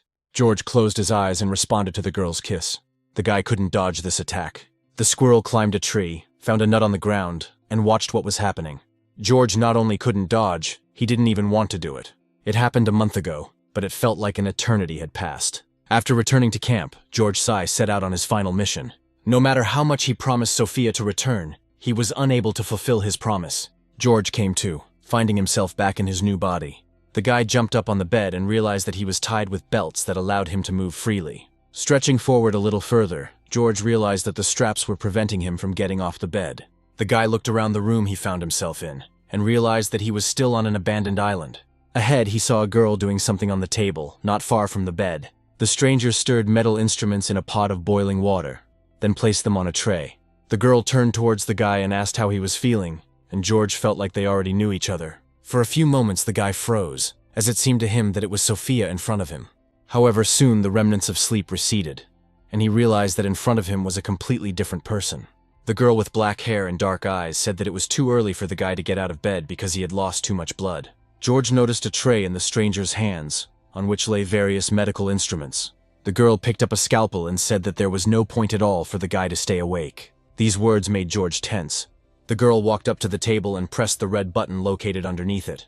At that very moment, the straps holding George began to tighten. The guy didn't have time to realize how the belts pulled him back, chaining him to the bed. The hands were pressed tightly to the bed, with no chance to move. The legs were in the same position, leaving no opportunity to defend oneself in any way. George realized that he was literally crucified on the bed, in front of a girl who had a medical scalpel in her hands. The stranger laughed at the guy's attempts to escape. The girl said that these belts are custom-made, so even a bear won't be able to escape. The stranger laughed at the fact that the guy now looked like a fish on a cutting board. The girl picked up the scalpel and said with a smile that the guy should behave like a fish. The stranger wanted George to shut up and not interfere with her while she was butchering him. The guy tried to pull the belts with all his might, but nothing worked. The girl, with a smile on her face, approached George, holding a tray with medical instruments in her hands. The guy began to think that this was not a simple coincidence, but someone's order. Suddenly a thought popped into George's head about who could have done this. He saw Director Akichi's angry face in front of him again. The girl stopped nearby and took a scalpel from the tray. George asked if this was Akichi's order and what she was going to do with it. The girl repeated the director's name after the boy. George took this as confirmation of his suspicions. However, after that the girl stopped smiling and asked what they were talking about. It seemed that only now did the stranger understand how it really looked from the outside. The girl put the tray aside and said that her name was Rina, and she was a doctor. George stopped understanding what was going on in this place and waited for the girl to continue. Rina said she would explain the details of the operation, specifically that she was going to remove the bullets from the boy's body. The girl said that one bullet was stuck in the guy's right leg. Over time, lead dissolves, causing poisoning and damage to the nervous system. Rina said the bullet must be removed to avoid any unpleasant consequences. Now George understood what exactly the girl was going to do with him, but he still had questions.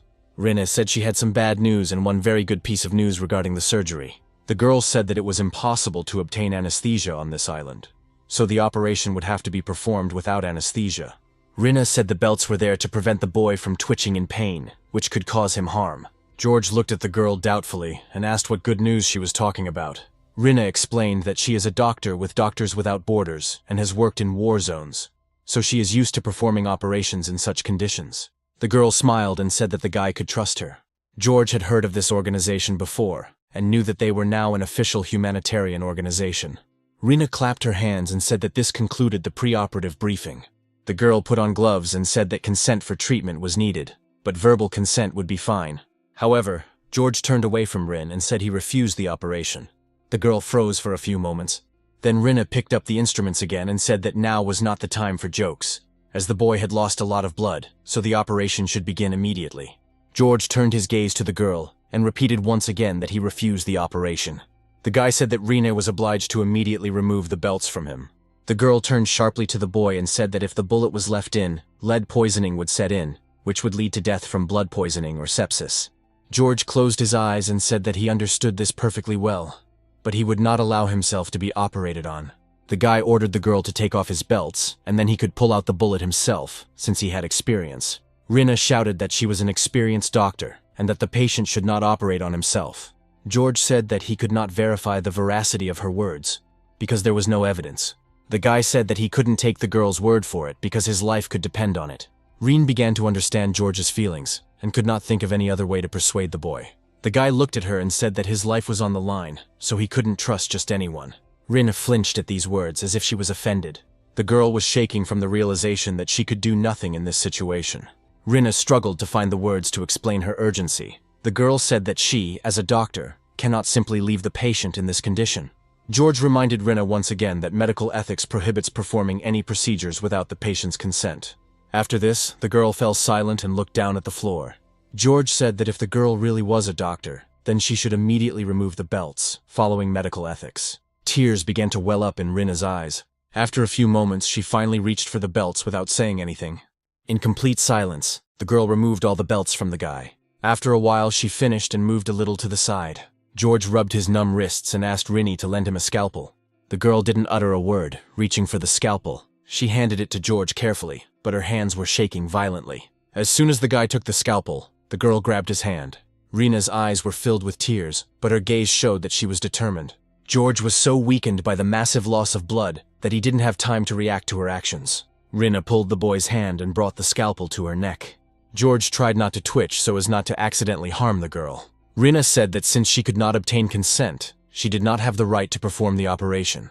If she breaks this rule, she will cease to be a doctor. George still didn't understand what the girl was trying to achieve. His hand with the scalpel shook with tension next to the girl's neck. Rina said that she had a patient in front of her, and if she didn't get consent and simply backed down, she would also stop being a doctor. Hearing these words, George froze. The boy had heard similar words before from Sophia, who always strived to save people. George shuddered again at the resemblance between the girls. Shaking with fear, Rina said she would add one special condition to the agreement. The girl said that the guy should trust her with his life, and she in return would trust him with hers. George didn't understand why Rina was so stubborn and couldn't just let him go. The girl said that if she did anything suspicious, the guy could safely hit her. George didn't know what to say to such desperate conditions. Tears rolled down the girl's cheeks, and she said that she was proceeding with the operation. George gritted his teeth in anger but did not answer her. For a while the guy was simply silent, looking at the girl carefully. Then George smiled and began to laugh quietly. Rina looked at him blankly and asked what he saw as funny about the situation. George looked at her and said that there is one most terrible enemy on the battlefield. The guy said that there is nothing more terrible than a person who is ready to die. George noted that a person who is willing to sacrifice his life for a goal is incredibly strong. The guy said he gave up, which caused the girl to slowly calm down. George reached out his other hand to free himself from Rina's grip. The guy himself handed the scalpel to the girl and asked her not to let him down. George looked confidently at Ren and called her doctor. This made the girl shudder, but she was still glad that she had managed to persuade the guy. A slight smile appeared on Rina's face. Wiping tears from her face, the girl took the scalpel and asked him to rely on her. George started to lie back down on the bed, and Rina reminded him that there was no anesthesia on this island. The boy listened attentively to everything Rina told him. The girl warned that it would be very painful, after which she cut the bandages on the guy's leg. Rina said that she had removed George's restraints, but he was not to move under any circumstances. The bullet is lodged near a major artery, so it could cost the guy his life. George nodded to Rina and said he understood that. The girl looked at the guy doubtfully, and thought that he simply did not realize how much pain he was about to experience. Rin put on clean gloves and said she was going to begin the operation. The girl picked up a scalpel and brought it to the bullet hole. Rina then began to carefully cut the wound to have more access to the bullet. The girl made a small incision and noted that George did not even flinch. Rin froze for a few moments, waiting for the boy's screams. Having heard nothing, the girl turned her head to look at George. The guy lay flat on his back and seemed to feel nothing at all. This made the girl say that she was very surprised. Seeing George's puzzled look, the girl said that she had removed bullets in conflict zones many times. However, even the strongest soldiers could not remain calm at this moment. The girl removed the bullets many times, but the patient's reaction remained the same. The soldiers could not bear this pain and screamed loudly. George said that pain can be suppressed with exercise. The guy said that if you can ignore the pain, you can endure almost any torture. Rina looked at the guy doubtfully and continued the operation. Having inserted the dilator, the girl thought about how much training it would take to not feel this pain. There was only one question running through Rina's head. She would like to know who George really is. Continuing to look for the bullet, the girl remembered the guy's words. George had a keen knowledge of what happened during combat, indicating that he had once been a military man. Rina said you can't judge by looks, but she thought the guy was from this island. The girl decided to ask if George had any combat experience. The guy asked if this information was really needed to carry out the operation. Rina winced and replied in the negative, apologizing. While the girl was again distracted by the search for the bullet, George looked at her. The guy found everything that was happening very strange. The longer he looked at Rina, the more she reminded him of Sophia. George looked away, thinking that he was just imagining it. The guy decided to change the subject and asked why the girl, being a doctor for a large organization, ended up in these slums. For a moment, Rina considered whether to answer such a personal question. She decided to answer briefly and said that she was hunting for one person here.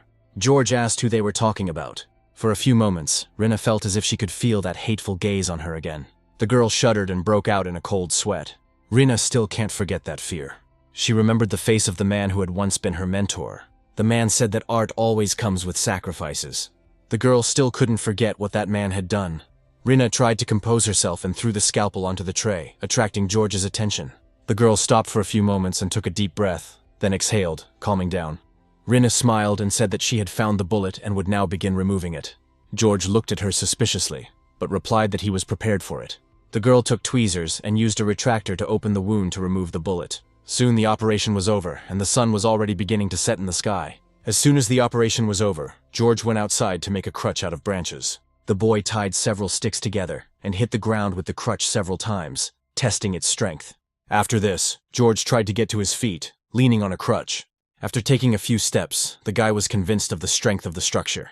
Even though the boy didn't show any pain, the severe blood loss still affected him and his body was shaking. At that moment, George heard Rina call him. The girl walked out of her house and watched the boy try to walk. George stopped and looked at the girl. Rina said that the boy still shouldn't overexert himself. George thanked the girl and said that he would definitely repay her for this service. Rina smiled and said that the guy shouldn't worry about it. However, the girl then turned to George and said that since he insisted, he could repay her. The guy immediately tensed up, sensing a catch. The girl extended her hand and said that she needed to pay for the operation, hospitalization fees, and other related expenses. Rina said that George had to pay her 58,000 yen. The guy was shocked by these words. After some time, George went to a place on an abandoned island. Leaning on a crutch, the guy quickly approached the gate, next to which stood a guard. George saw the cherry blossom petals falling and stopped. After looking around, the guy said that this was an amazing place. Cherry trees were in bloom above the gates leading into the small town, filling the air with a fresh scent. The small street was crowded with people, and the girls were dressed in traditional Japanese kimonos. However, judging by their appearance, one could say that the girls were here as entertainment for the men staying in the city. The girls approached the men and flirted with them, and they didn't mind.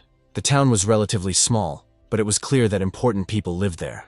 This place had all the amenities and even entertainment to keep the locals from getting bored. The town was surrounded by high walls, and the main entrance was guarded. George stood frozen in place, not getting too close to the guards for a while. The guy couldn't believe that such a place existed on an island of industrial waste. In Japanese history, such neighborhoods were called Nureha, the paradise of lust. George froze and walked towards the gate. Seeing him, the guards asked him what he was doing there. However, George did not answer them, continuing to approach. The bald man smiled and asked if the boy realized where he was. When he got close enough, George stopped. The guards became wary when the guy grinned and started talking. George said that even though he was wounded, he was safe where he needed to be. We returned to the moment when Rinna told the guy that her medical services were paid for. George sighed and said he had been wrong about her. The girl didn't understand what they were talking about and decided to ask the guy about it. George said that Rinna worked for Doctors Without Borders, so he thought she lived to help people. The guy said that really, it all comes down to money. Rinna got angry and asked what George even knew about her. The girl said that medical services require money, because without it she would not be able to buy any instruments or consumables. George replied that there was nothing wrong with charging money for medical care. Rin calmed down a little and asked if the guy had money to pay her back. George wondered if he had the money to pay. He immediately remembered the dying Maz, who asked the boy to take the money he had earned with his own efforts. George frowned at the memory, especially knowing that he had lost Maz's money after all. The guy said he would gladly pay Rinna, but he didn't have that amount on him. George looked straight at the girl and said that because of this, he would not be able to pay. Such self-confidence in the guy's gaze made Rinny indignant. The girl said that this was the first time she had seen someone say so openly that they could not pay. However, Rin soon came up with a way out of this situation. The girl said that since George couldn't pay with money, he had to pay with his body. The guy didn't like the look on Rinna's face when she said that. Sometime later, the boy and girl came back into the house and began to emit loud sighs. George tried his best to please Rinna. The girl periodically suggested to the guy how to do it better. Rinna clearly enjoyed what he was doing. George sat on top of the girl and massaged her back. Rinna was clearly relieved by the good massage. After a while, George said they should get back to their main topic of conversation and asked what the Nureka quarter was. The girl stood up and said that the guy was really good at massage. George and Rin sat down opposite each other, and the girl began to tell him. Rin said that Nureha quarter is a walled city of lust, and she wants George to infiltrate it and gather information. The guy said it sounded like an infiltration mission, and asked what the main goal of the investigation was. Rinna said she heard that the man she was hunting was in this city. George asked what he was supposed to do with the man when he found him, and the girl said he was supposed to be killed. The guy didn't ask Rinny about the reason and simply agreed. The girl got out of bed and said that George would help her a lot, because women were not allowed into this city except for courtesans. Rinna said the guy would be able to enter as a client without raising any suspicions. George looked at the girl and said that she had been trying to achieve this from the very beginning. The guy asked if the girl had deliberately inflated the price of her services, so that he would definitely not have the money to pay.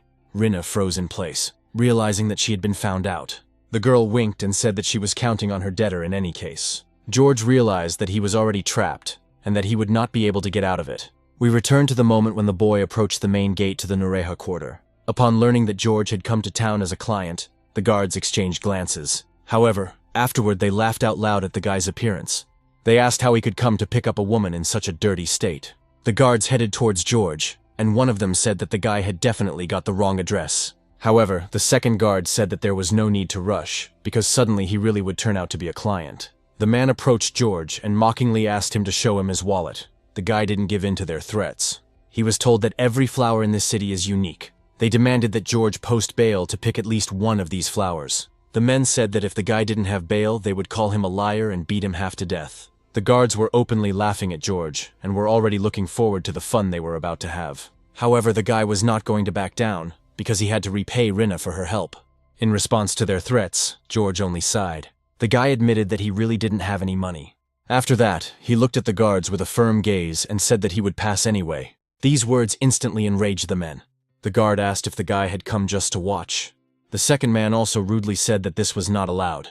After this, the guards called the guy respectable and rushed at him, with smiles on their faces. George did not respond to their threats.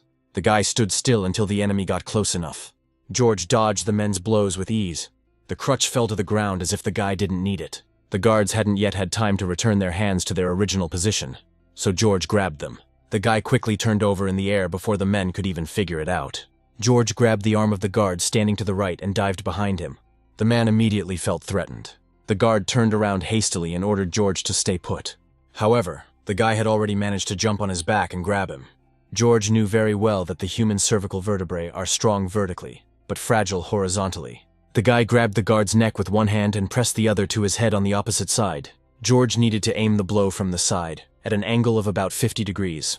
After that, all that was left to do was to put all your strength into the blow. Since the neck was extremely vulnerable in this position, the guy was able to easily break his neck. George has had to fight multiple opponents on his own more than once. The guy remembered very well the iron rule of combat, when one fights against two. His first point was to immediately eliminate one of the two from the list of opponents. The guard fell to the ground dead, and the second one ran up to him and tried to shout to his brother.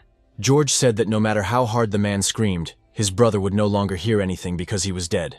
The second rule in a fight against two was to piss off the remaining opponent. His words really made the guard very angry. He turned to him, leaving his brother's body, and promised that he would kill George. The guy stood calmly and waited for the guard to attack him again. George compared it to a sack of meat rushing towards you, blinded by rage. The guy easily dodged the guard's blow, who began to act even more recklessly than before. George used his favorite move again and ducked under his opponent's arm. After this, the guy delivered one precise blow to the opponent's lower jaw. Several of the guard's teeth were knocked out and his eyes were rolled back in his head. The man leaned back and began to fall. George straightened up and watched the man fall, making sure he was finished. The unconscious body fell to the ground and did not move again. The next moment, a scream was heard behind George. The guy turned around and saw that the people in the neighborhood had seen their fight and were calling him a killer. The neighborhood immediately went into an uproar and they ordered George to be seized. Suddenly, through the noise, the guy heard the same guards demanding that he answer them. The entire fight had taken place entirely in his head, and the men were still questioning him. George remembered the condition Rina had set for him. The girl said that in the Nareka quarter, one should not make noise under any circumstances. Rina explained this by saying that in the Nareka quarter, they don't accept men who don't know how to play beautifully. The girl said that the doors of the flower garden open only to gentlemen who accept the rules. Now George was at a crossroads and could not go against Rina's words. The guy understood that if he used force, there would be a noise. The guards flexed their fists and asked why George remained silent. One of their men swung and was about to hit the guy. However, George had no intention of acting in the same way as he had been thinking about earlier. The guy looked sternly at the guard and ordered him to shut up. The man froze in place at such impudence. Then the guards felt a strange aura emanating from the guy. In front of them was definitely a guy who was half their size. However, the aura emanating from him made them feel as if a rock was bearing down on them. George did not interfere in the squabble and turned around. The guy said that he would come back later. Finally, George said that he was doing this because he was a gentleman. The guards stood frozen in their places, not understanding what had just happened. George started to walk back the way he came. The men watched him go with their eyes on his back and remained in complete silence. However, George was not going to back down from the task and approached the block from the side. As Rina had said, the quarter was surrounded on all sides by high walls. The only entrance to this city was the gate where the guards stood. George could easily climb over the walls, but to invade without knowing the internal structure is foolish. The guy heard someone approach him from behind and gasp. George turned around and saw Kay pulling a cart along the wall.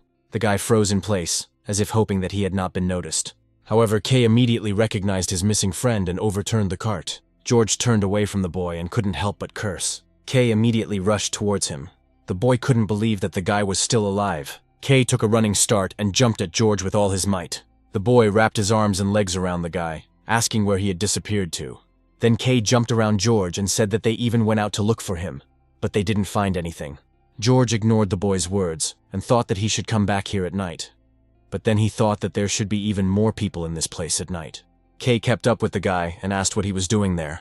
George thought for a moment and then told the boy that he had come there to buy a woman. These words made Kay scream in indignation. The boy instantly jumped a meter away from the guy. Kay was shocked by how Michio started acting. The boy asked what had come over the guy that he was now saying such things. Tears welled up in Kay's eyes, and he said that the boy had always been kind before. The boy recalled how Michio would ask him every day if he had eaten, and then treat him to food if he was hungry. Kay burst into tears and asked the guy to become his old self again. At that moment, George was thinking that there had to be a way around somewhere, so he had to go around the perimeter of the area first. Kay realized that the guy was ignoring him and started screaming even louder. George looked at the boy and said that he had made the image too perfect. The guy said that unfortunately he couldn't be that ideal Michio. George said that Kay had created an image of the ideal Michio for himself, and now he can't come to terms with reality. The boy gradually became quiet as his heart was broken by the guy's harsh words.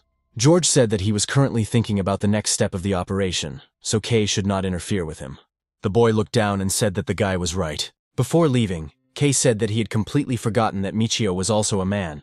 The boy said that all men sometimes cannot control such desires. Kay promised that if they met inside, he would pretend they didn't know each other. These words caused George to be instantly distracted from his thoughts. Kay slapped his palms across his face and said that it was time to stop all this. The boy picked up the cart and said it was time to go to work. George turned to Kay and asked what was in his cart. The boy froze for a few moments, not understanding why the guy needed this information. Then Kay finally said that the cart contained sheets, laundry supplies, and cleaning equipment. The boy proudly said that he was now courting the girls from the neighborhood. George immediately realized that the solution to his problem had been right around the corner all along. The guy leaned on his crutch and walked towards Kay. George said he could get into Nareka's quarter if he hid among the things in the cart. Kay didn't like this idea at all. George pulled the tarpaulin off the cart and said there was enough room inside to hide one person. Kay blocked the guy's path and told him he was crazy. George looked at the boy and asked why he was against it. Kay asked why he should help the guy buy women, since if they were caught trespassing, he would be in trouble too. George said he wasn't allowed through the main entrance without bail. Kay laughed at the guy and said that if he didn't even have money for bail, then he had no chance inside anyway. The boy relaxed, realizing that the guy didn't even have enough money to get into the block. And then George asked how much the deposit was worth. Kay said the bail could be around 500,000 yen. The boy grinned and said that he had never seen such a sum in his life. At that moment, George realized how to use Kay for his own purposes. The guy said he had an idea and reminded the boy that they still had Masa's money. Kay immediately became serious and asked if this was the same Masa they were talking about. George reminded that the guy was dead. The guy said that Masa left him all his savings so that he could find his sister. These words made Kay break out in a cold sweat. The boy asked if George really planned to use Masa's inheritance as collateral to buy a woman. The guy smiled and said that he had no other choice. George said he would have to use Masa's money. The guy turned around and said that he wouldn't be able to meet Masa's sister anyway, so there was no point in saving the money. George said that it would be better to spend the money usefully. Kay watched the guy leave and couldn't believe what he heard. The boy clenched his teeth in anger. Kay couldn't stand the guy's behavior any longer and rushed after him. The boy grabbed George and told him to stop this immediately. Kay, with tears in his eyes, said that Masa's inheritance could not be spent like that. The boy said that under no circumstances should this line be crossed. For a few moments they were both silent. George said he completely agreed with Kay's words. The guy decided to take advantage of the fact that the boy still believed in goodness. Even though he grew up in a similar place, George promised not to touch Maz's money if Kay helped him get into the neighborhood. After a few seconds, the boy let go of the guy. Kay clenched his teeth and began to shake. George watched the boy carefully to gauge his reaction.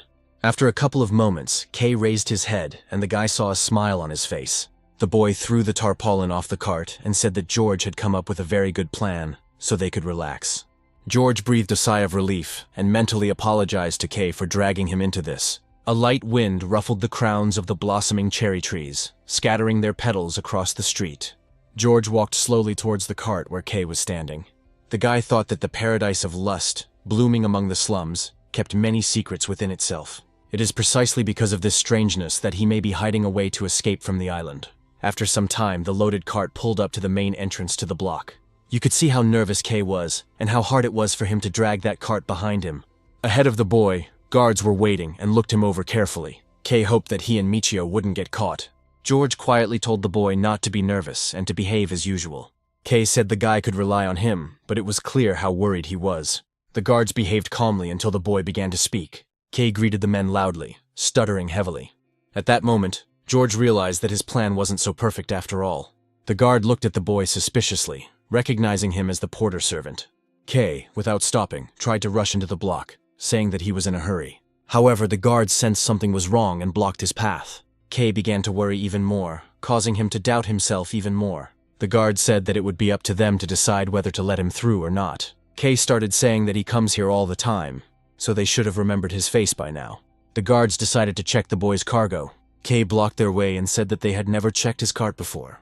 The man grabbed the boy by the collar with one hand and lifted him to the level of his face. The guard said that Kay was too nervous and therefore might be hiding something. The man pushed the boy aside and walked over to the cart. The guard began to remove the tarpaulin from the cart.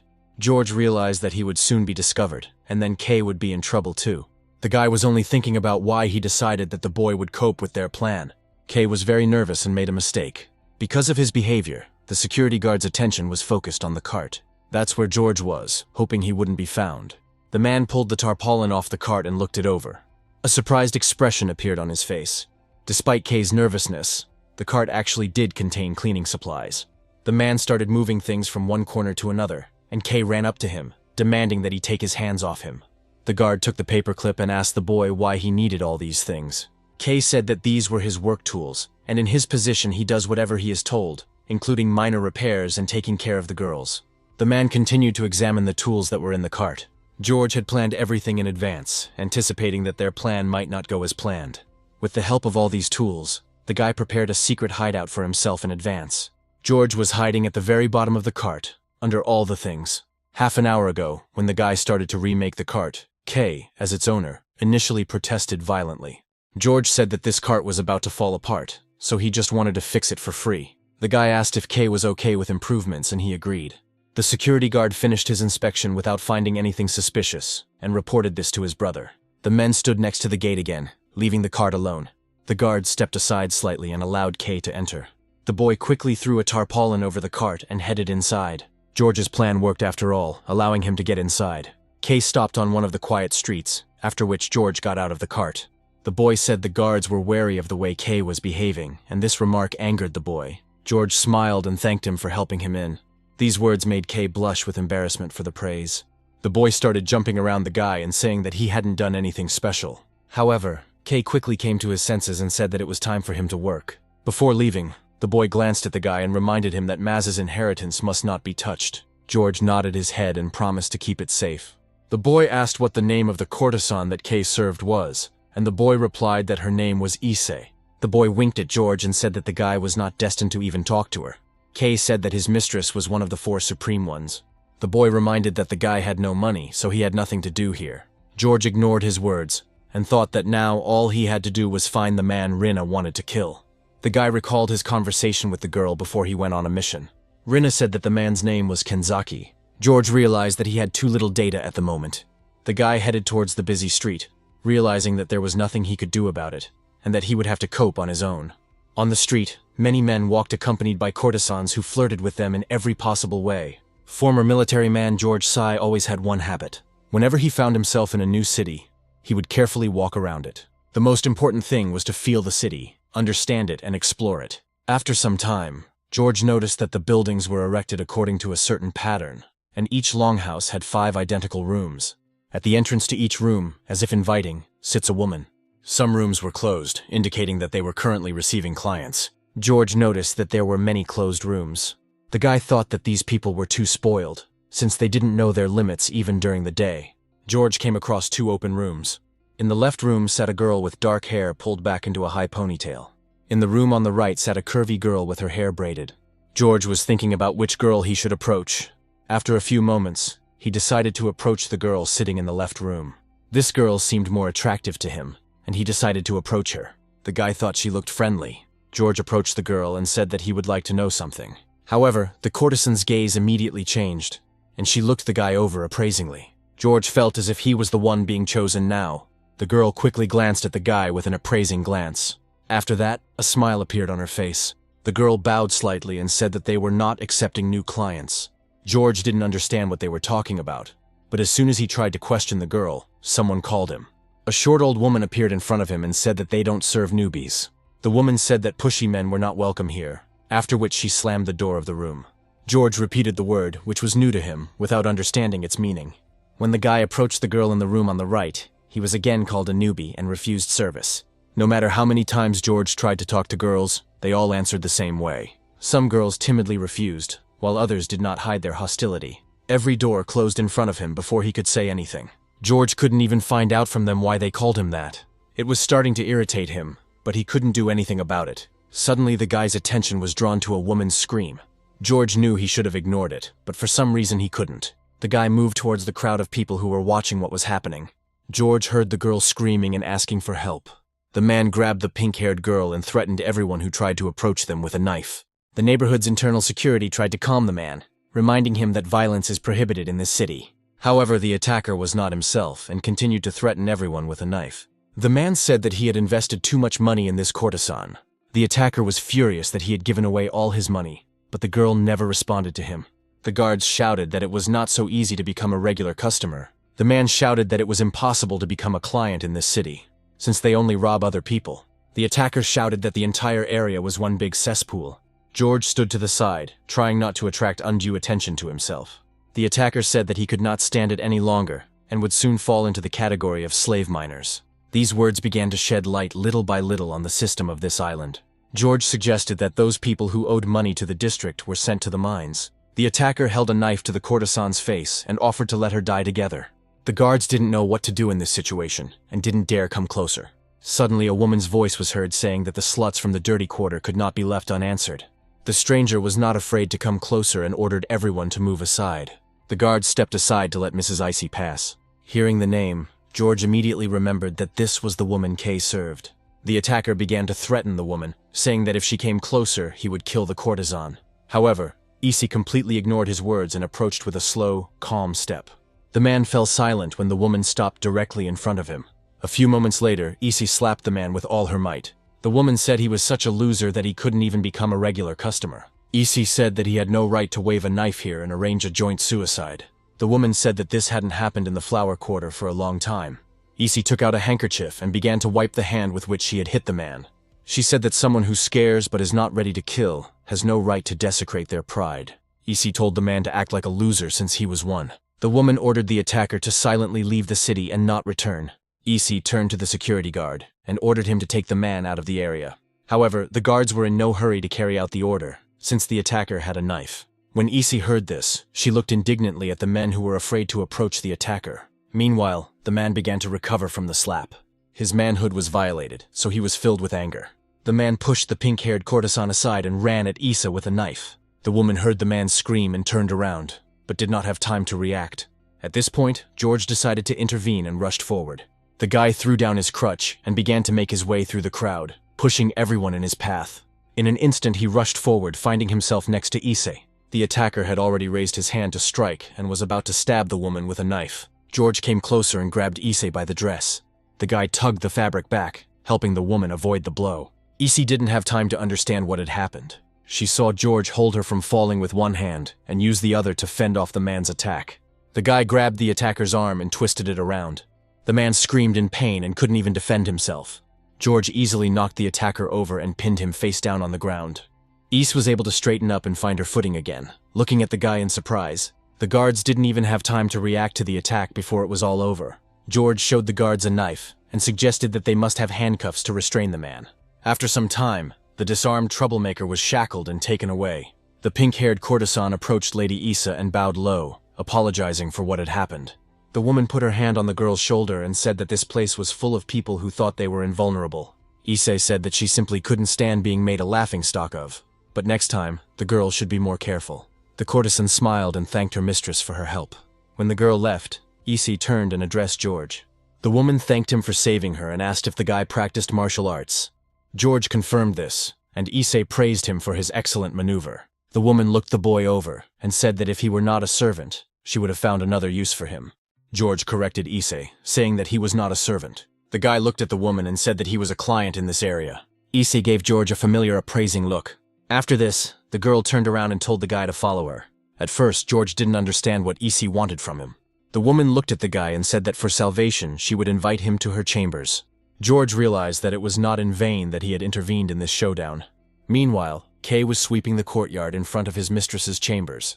The boy thought that Michio was too conceited to have decided to enter the flower district without a penny to his name. Kay shouted that it was too early for the guy to go after women. The only thing that calmed the boy down was that Michio wouldn't be able to save up enough money for even one courtesan to start talking to him. Kay decided that as a consolation, he would cook the guy something tasty after work. At that moment, Issei approached the chambers and told Kay to prepare everything to receive the visitor. The boy turned to the woman, and with a smile on his face replied that he would do everything. Turning around, Kay saw Issei Michio behind him. The boy could not have expected that the lady herself would talk to the guy and even serve him. A couple of minutes later, George entered Issei's chambers and sat down on the pillow opposite the woman. Kay closed the door behind them, wishing them a pleasant stay. The room was silent for a moment as George sipped the tea the boy had brought. Kay stood behind the door and thought that his head was already spinning from all this chaos. Meanwhile, Issei extended her hands forward and invited George to come to her. However, the guy continued drinking tea, not paying attention to such vulgar proposals. Issei bared her legs and said that George could do whatever he wanted with her. Kay was still standing at the door, so he was very embarrassed when he heard the lady's words. The boy immediately ran away from the door, intending to trample somewhere else.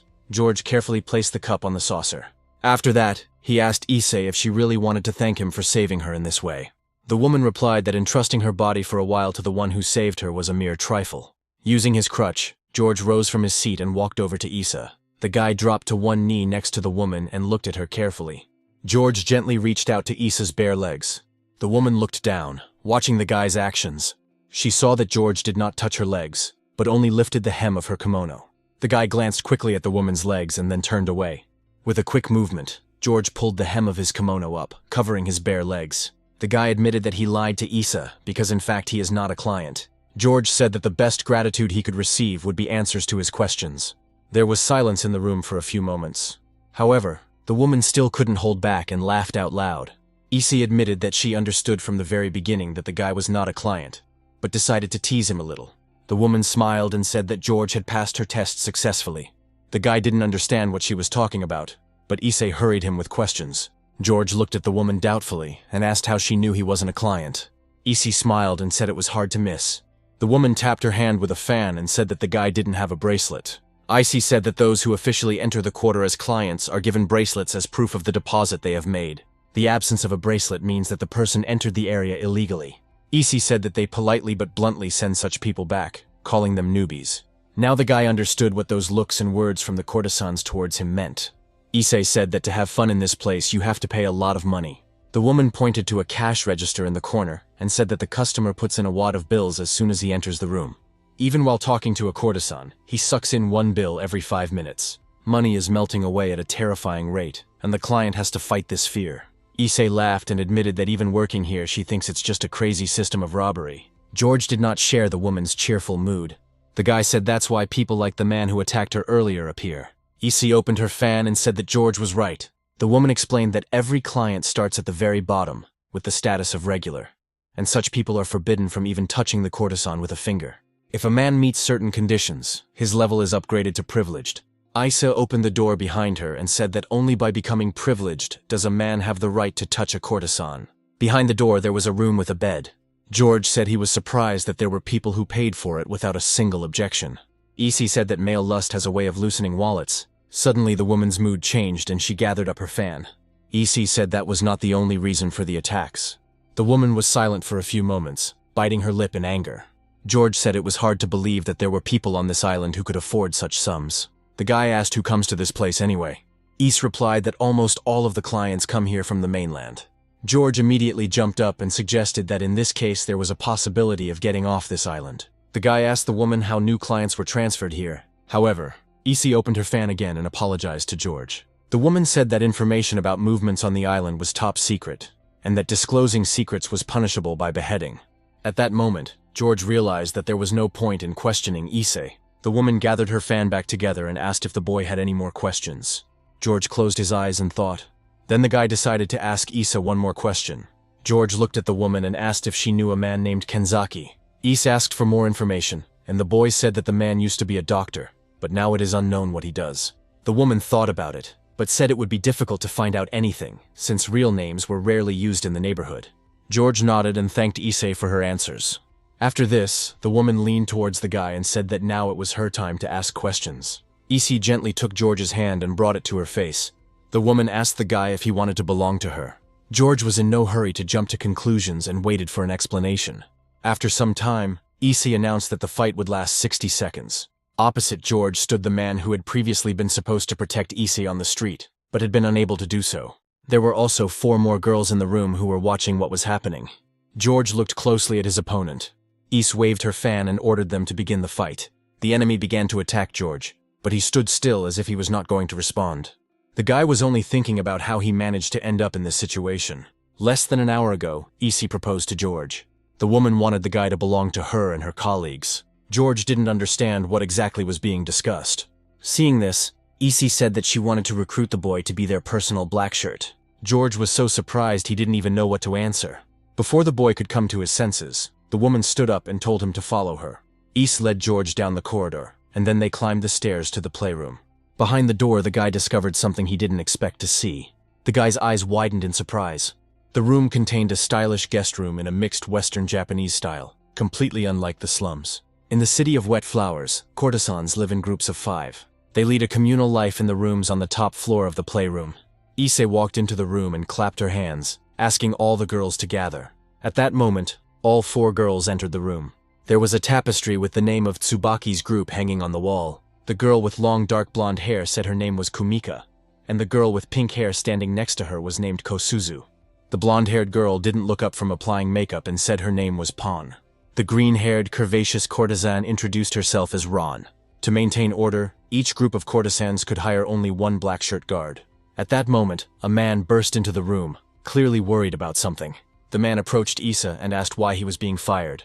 The woman turned to face him and said that they had decided to entrust the job of personal blackshirt to George. The guy reminded Issa that he had not yet accepted her proposal. The man immediately fell to his knees and begged her to change her mind, as otherwise she would face the fate of a slave miner. Issa said that she wanted to entrust their protection to a strong man, and all the girls in this room agreed with her. Kosuzu smiled and agreed with Lady Issei. Ron didn't look up from her meal and said she didn't care. Pon continued to apply makeup, saying that she also didn't care who would guard them. The man was almost in tears and asked the girls to give him another chance. The black shirt pointed at George and said that there was no way they would lose to some ragamuffin. Kumika couldn't help but chuckle. The girls said that it would be worth giving the man a chance to show himself. The black shirt immediately jumped up to George and said that he would smear him across the wall and would not even look at the fact that he was wounded. Icy smiled and suggested a duel to find out which of them was worthy of being their personal guard. And so began the battle for the position of personal blackshirt.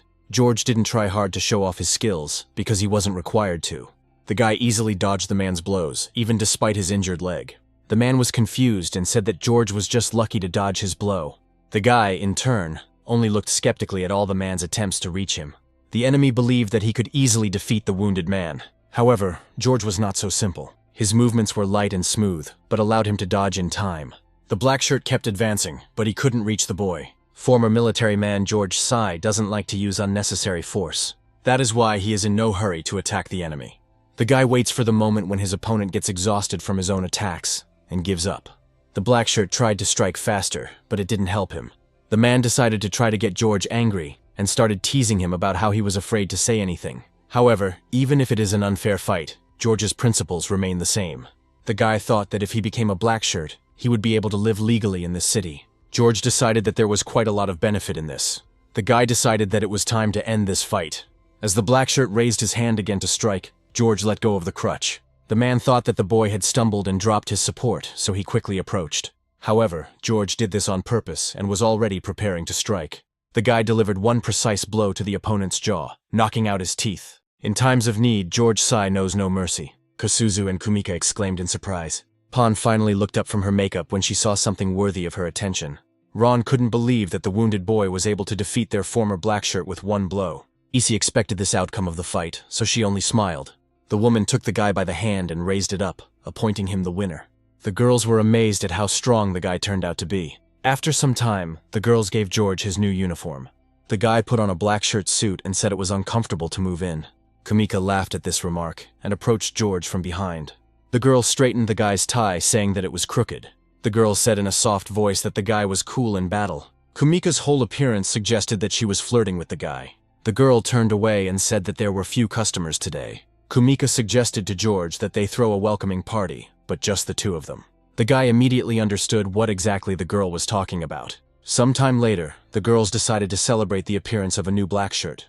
The courtesans ate and drank with George, but Kumika sat on the sofa, separate from everyone else. Issa noticed that the guy didn't drink alcohol and asked why, to which George said that alcohol was poison.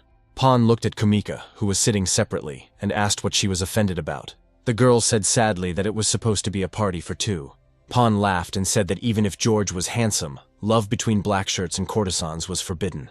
Kumika turned to them and said that it was not about love at all. The girl said that when she sees a strong man, her uterus goes crazy. At this point, Ron joined the conversation, slamming her glass on the table.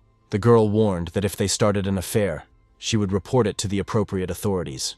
Ron said she wouldn't feel sorry for them because she would get points for it, while George checked the food for poison. Kosuzu asked her not to say such horrors, to which Ron replied that such were the rules in this place. Pon asked Ron how many points they could get for reporting an affair between a courtesan and a black shirt. As if preparing for this question, Ron took out a piece of paper with the rules written on it. Having found the right line, the girl said that she would be given as many as 20 points for it. Pon thanked Kumika for the opportunity, but the girl immediately said that she was not going to date George. Ron had already begun to dream about how she could use these points to rise to the most elite level. Seeing the confusion on George's face, Issei decided to tell the boy about the courtesan ranking system. The woman said that Ron, Pon, and Kosuzu were of the rank of Usugumi, which meant low-ranking courtesans. Issei and Kumika themselves are of the Oboro Kagetsu rank, meaning they are one level higher. Kosuzu sat closer to George and said that Issei had almost reached the level of the high courtesans. Issei sighed and said that she wasn't looking forward to it at all. But Kumika started to support her. George noted that both the clients and the courtesans, and everything else, this city is built on ranks. Issei said that the Wet Flower Quarter is a society of total hierarchy. From the girls' conversation, the guy suggested that denunciation was one of the ways to raise one's rank. Issei said that this is one way, since usually courtesans get points for sales. She personally never denounced anyone, but there are courtesans who try to rise solely by denunciation. George was intrigued and decided to look into the situation in more detail. The boy approached Ron, who was eating and reading a sheet of rules. George needed to know what could lead him to a bad end. He snatched the paper from the girl, causing the food to fly out of her hands. Ron was more concerned about her food, so she rushed to catch it first. The girl began to scold the guy for his behavior, but he did not pay attention to her. One of the rules was a ban on crossing the gates of the block. George asked if they really weren't allowed to leave the block. Issei confirmed that this ban applied to both courtesans and blackshirts. The woman said that the only way to leave the area was in the event of death. Ron and Pon were completely satisfied with these conditions, because they were given everything they needed, and even more. Pon was most pleased with the cosmetics that were given to her for free. She only had to ask. Ron was most captivated by the delicious food that they were not limited to. There were indeed many delicacies on the table. The girls said it was a real paradise. However, neither Issei nor George agreed with this. The guy thought that all this was more like a prison. Ron was already drunk from the amount of alcohol she had drunk and called for an assistant. Kay immediately ran into the room and asked what was required of him. The girls immediately said what other drinks they should bring. George became wary and said that the boy had been both inside and outside the block today. Issei replied that servants could go out as an exception. The woman said that she would tell him all the details later, but now he should eat, since this party was in his honor. Kay was confused by the fact that Mrs. East was talking to the boy on equal terms. Having carried out all the courtesan's orders, the boy went out into the servants' room. Kay said sadly that Michio seemed to have become a person from a completely different world. At that moment, the boy's stomach began to rumble with hunger, and he said that he was terribly hungry. Kay dreamed of finishing Mrs. Ice's meal someday. At that moment, a woman who was a servant appeared and said that this would never happen. The old woman said that the leftovers are then sold to the slums, and if they touch even a crumb from the table, they will be immediately thrown out. Kay started shouting that he just said it and didn't intend to do it. The old woman's quarrel with the boy was interrupted by George, who entered the servants' room and asked if they wanted something to eat. Kay immediately ran up to the guy and asked what he was doing there. Instead of answering, George opened the lid of the boxes and showed a lot of different food from the courtesan's table. Kay's mouth immediately started to water and he asked why the guy brought it. As soon as the boy took a piece of food, the old woman reminded him that he couldn't eat it. She reminded Kay that George could snitch on them and get points. The boy immediately became frightened and put the food back. George already knew that servants were not allowed to eat food from the courtesan's tables, so he understood their reaction. The guy said that he was not interested in either denunciations or points. George said that he would need their help in the future. The guy brought them food as an advance payment for the service. Kay was confused because he wanted to believe that his friend did not wish him harm. The next day, Kay had to pay George for the food. The boy walked for a long time in an unknown direction, dragging a heavy cart behind him. However, soon he saw what the boy had told him about. On the outskirts of the island there was a house, next to which a girl with dark hair was hanging out sheets. Kay waved his hand and shouted, attracting attention. The girl turned towards the boy and looked at him with confusion. Kay ran closer and asked the girl's name to make sure that she was the one he was looking for. After some time, the boy told Rina how George had managed to get into the neighborhood.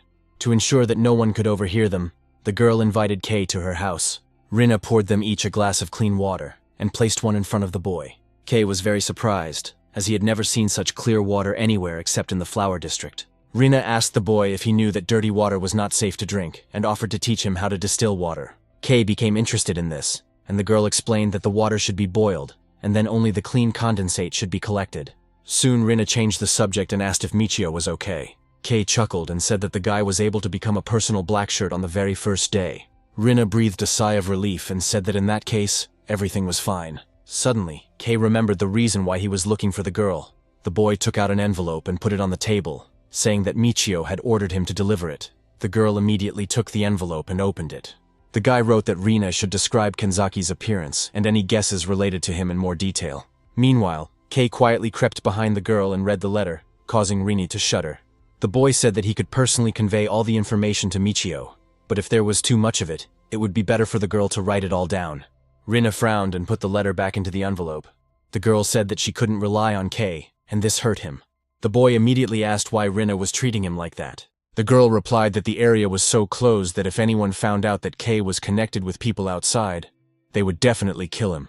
However, the boy seemed not to understand the full danger and insisted on helping. Rina couldn't take it anymore and started screaming, asking if Kei really didn't understand that he would be killed for this. The boy took a couple of steps back from such pressure. We are transported to the moment when George entered the servants' room to hand them food. The boy then handed Kei the food and asked him to give the envelope to a doctor named Rina. The boy didn't really listen and snatched the envelope, saying that he would do everything. Kei immediately sat down on the floor and began to quickly eat the food he had brought. The old maid immediately ran up to him and started shouting again that he couldn't eat it. George knelt down beside them and handed the old woman the box, calling it a reward for her silence. The guy said that he would hope that she could be trusted with secrets. The old woman opened the box and saw the same food as Kei's. For a few moments, the servant considered whether she should break the rules. However, after just a few seconds, she couldn't take it anymore. The old woman furiously attacked the food and thanked the guy. Kei watched in amazement as the woman ate quickly, tears streaming endlessly from her eyes. The boy was now calm and continued eating slowly with a slight smile on his face. We go back to the moment when Rina yelled at Kei.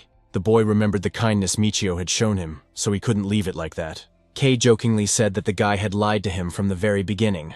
These words caught Rina's attention and she turned to face him. Kei said that Michio initially told him with a calm expression that he had come to the neighborhood to buy a woman. The boy admitted that at that moment he almost hated the guy. However, Kei then realized that Michio came to the flower district to help people. The boy said that this is why he wants to help the guy with all his heart. Rini looked at Kei in surprise and didn't know what to answer him. The boy came closer and admitted that without his help, Michio would not be able to do anything anyway. Rina said that the guy was always frowning and acting so important. After that, they laughed and Kei said that Michio has been playing the role of a cold type lately. The boy slapped his chest and said that Rina could trust him, and he would not let her down. It seemed that the girl had now calmed down and was ready to trust Kei. Rina said that Kenzaki is most likely using a different name now. The girl also suggested that the man could even change his appearance. Rina said the person she knew might look completely different now. Kei said that in that case it would be impossible to find him. A little later, Rina added that Kenzaki had one peculiarity. The girl was convinced that no matter how hard he tried, the man would not be able to hide it. We returned to the Nureha quarter, where George began working as a personal blackshirt. The guy kept a close eye on the clients who came to this place from the mainland. George understood that there was an entrance and an exit to this island. After a while, the door to Issei's room opened and she asked how the situation was outside. The woman said that everything was calm now, so George shouldn't worry so much. The boy replied that he couldn't relax because he was on a mission, and these words made Issei laugh. George said he chose a rather leisurely time to start work. Issei replied that everything was quiet here in the morning, since the real work in the nightclubs began in the evening. The woman looked towards the rest of her colleagues' rooms and said that Kosuzu had already opened early in the morning. Issei said that it was mainly the courtesans who were on the verge of the rank of Usubeni who worked in the morning. At that moment, Kosuzu saw a familiar man and called him. The girl jumped up and invited him to come to her, since she was free now. However, the man nodded to her easily and replied that he could not do this now, and promised to come another time. Kosuzu winced at the refusal she received. George looked at her and told Issa that the girl had her own plan. The woman replied that someday the guy would be able to understand all the tricks of the courtesans. After this, Issei approached George and whispered in his ear whether Kei liked yesterday's leftovers. The guy pretended not to understand anything, but the woman said that she had long ago figured out that he was up to something. Issei asked what picture George was painting in his head. The guy looked sternly at the woman and told her not to make unfounded accusations. Issei smiled and didn't insist. The woman said that she would not report the guy. Before going to her room, Issei said that George would be in debt. The guy didn't deny it and asked what the woman wanted. Issei said that when the time came, George would simply have to take her side. Now the guy realized that the woman was also playing her own secret game. When Issei was about to leave, someone called her. George saw a man walking purposefully towards Issei. The old man smiled kindly and asked how she was doing, and a dark-haired boy walked next to him. The man asked if Issei was taking care of her health. The old man hoped that nothing was bothering the woman. Issei smiled and walked up to the old man, calling him Dr. Muroi, and saying that he was bombarding her with questions as always. The doctor replied that all the women in the Nureka quarter were his dear patients, and that was why he was worried about them. That is why a man always strives to find out whether a girl is healthy in body and soul. The doctor noticed George and said he had never seen him before, and Issei hastened to introduce him. The woman said that this guy is now the personal black shirt of Tsubaki's group. Issei said that Dr. Muroi often comes to perform regular medical examinations on the courtesans. At that moment, the woman realized that the time for the next medical examination had not yet come. Muroi said he was informed that the chairman was feeling ill, so he came for a checkup. Issei smiled and said she would hope the chairman was okay. The doctor replied that the man was cheerful and fresh, and surprisingly resilient for his age. But something caught Muroi's attention. The man approached George and asked why he needed the homemade crutch. The guy replied that he had cut himself a little and didn't want to bother his leg. The man said that this was very bad, because if the wound became infected, the leg would have to be amputated. Muroi insisted on conducting an inspection, but George refused. The doctor sat down next to the boy and said that one shouldn't take wounds so lightly. Muroi grabbed the boy by the leg and said that he should at least disinfect the wound. George didn't like the fact that the doctor didn't listen to him. The boy hit Muroi's hand with his crutch, causing the man to jerk strangely. The doctor's hand flew off at that moment, separating from his body. George winced, his attention caught on that moment. Issei was frightened by the guy's behavior. Some time ago, Kei learned the details of Kenzaki's description from Rinne. The girl said that the man had a prosthesis. Kei understood that this was the main clue that Michio could rely on. Rinne explained that Kenzaki is missing his left arm below the elbow, so he wears an artificial arm. The girl said that the man was a master of his craft, so changing his appearance would not be difficult. However, he cannot restore the lost limb. This was Kenzaki's main distinguishing feature. At the moment, George was able to find a man with a prosthetic left arm. The boy accompanying Dr. Muroi seemed to be angry. Issei tried to smooth things over, but the boy had already rushed past her. George instantly noticed the approaching danger. The boy's eyes lit up and he reached for his katana. The guy drew his sword and was about to deliver the fatal blow. However, George reacted in time and blocked the blow with his crutch. The boy was significantly smaller than the guy, but his skills were amazing. Issei was afraid to interfere in this situation in any way. George's hand shook with tension, but he kept his eyes on the boy. The boy, in turn, watched the guy closely, but his gaze seemed lifeless. Suddenly, Dr. Muroi's cry was heard, ordering Roku to stop.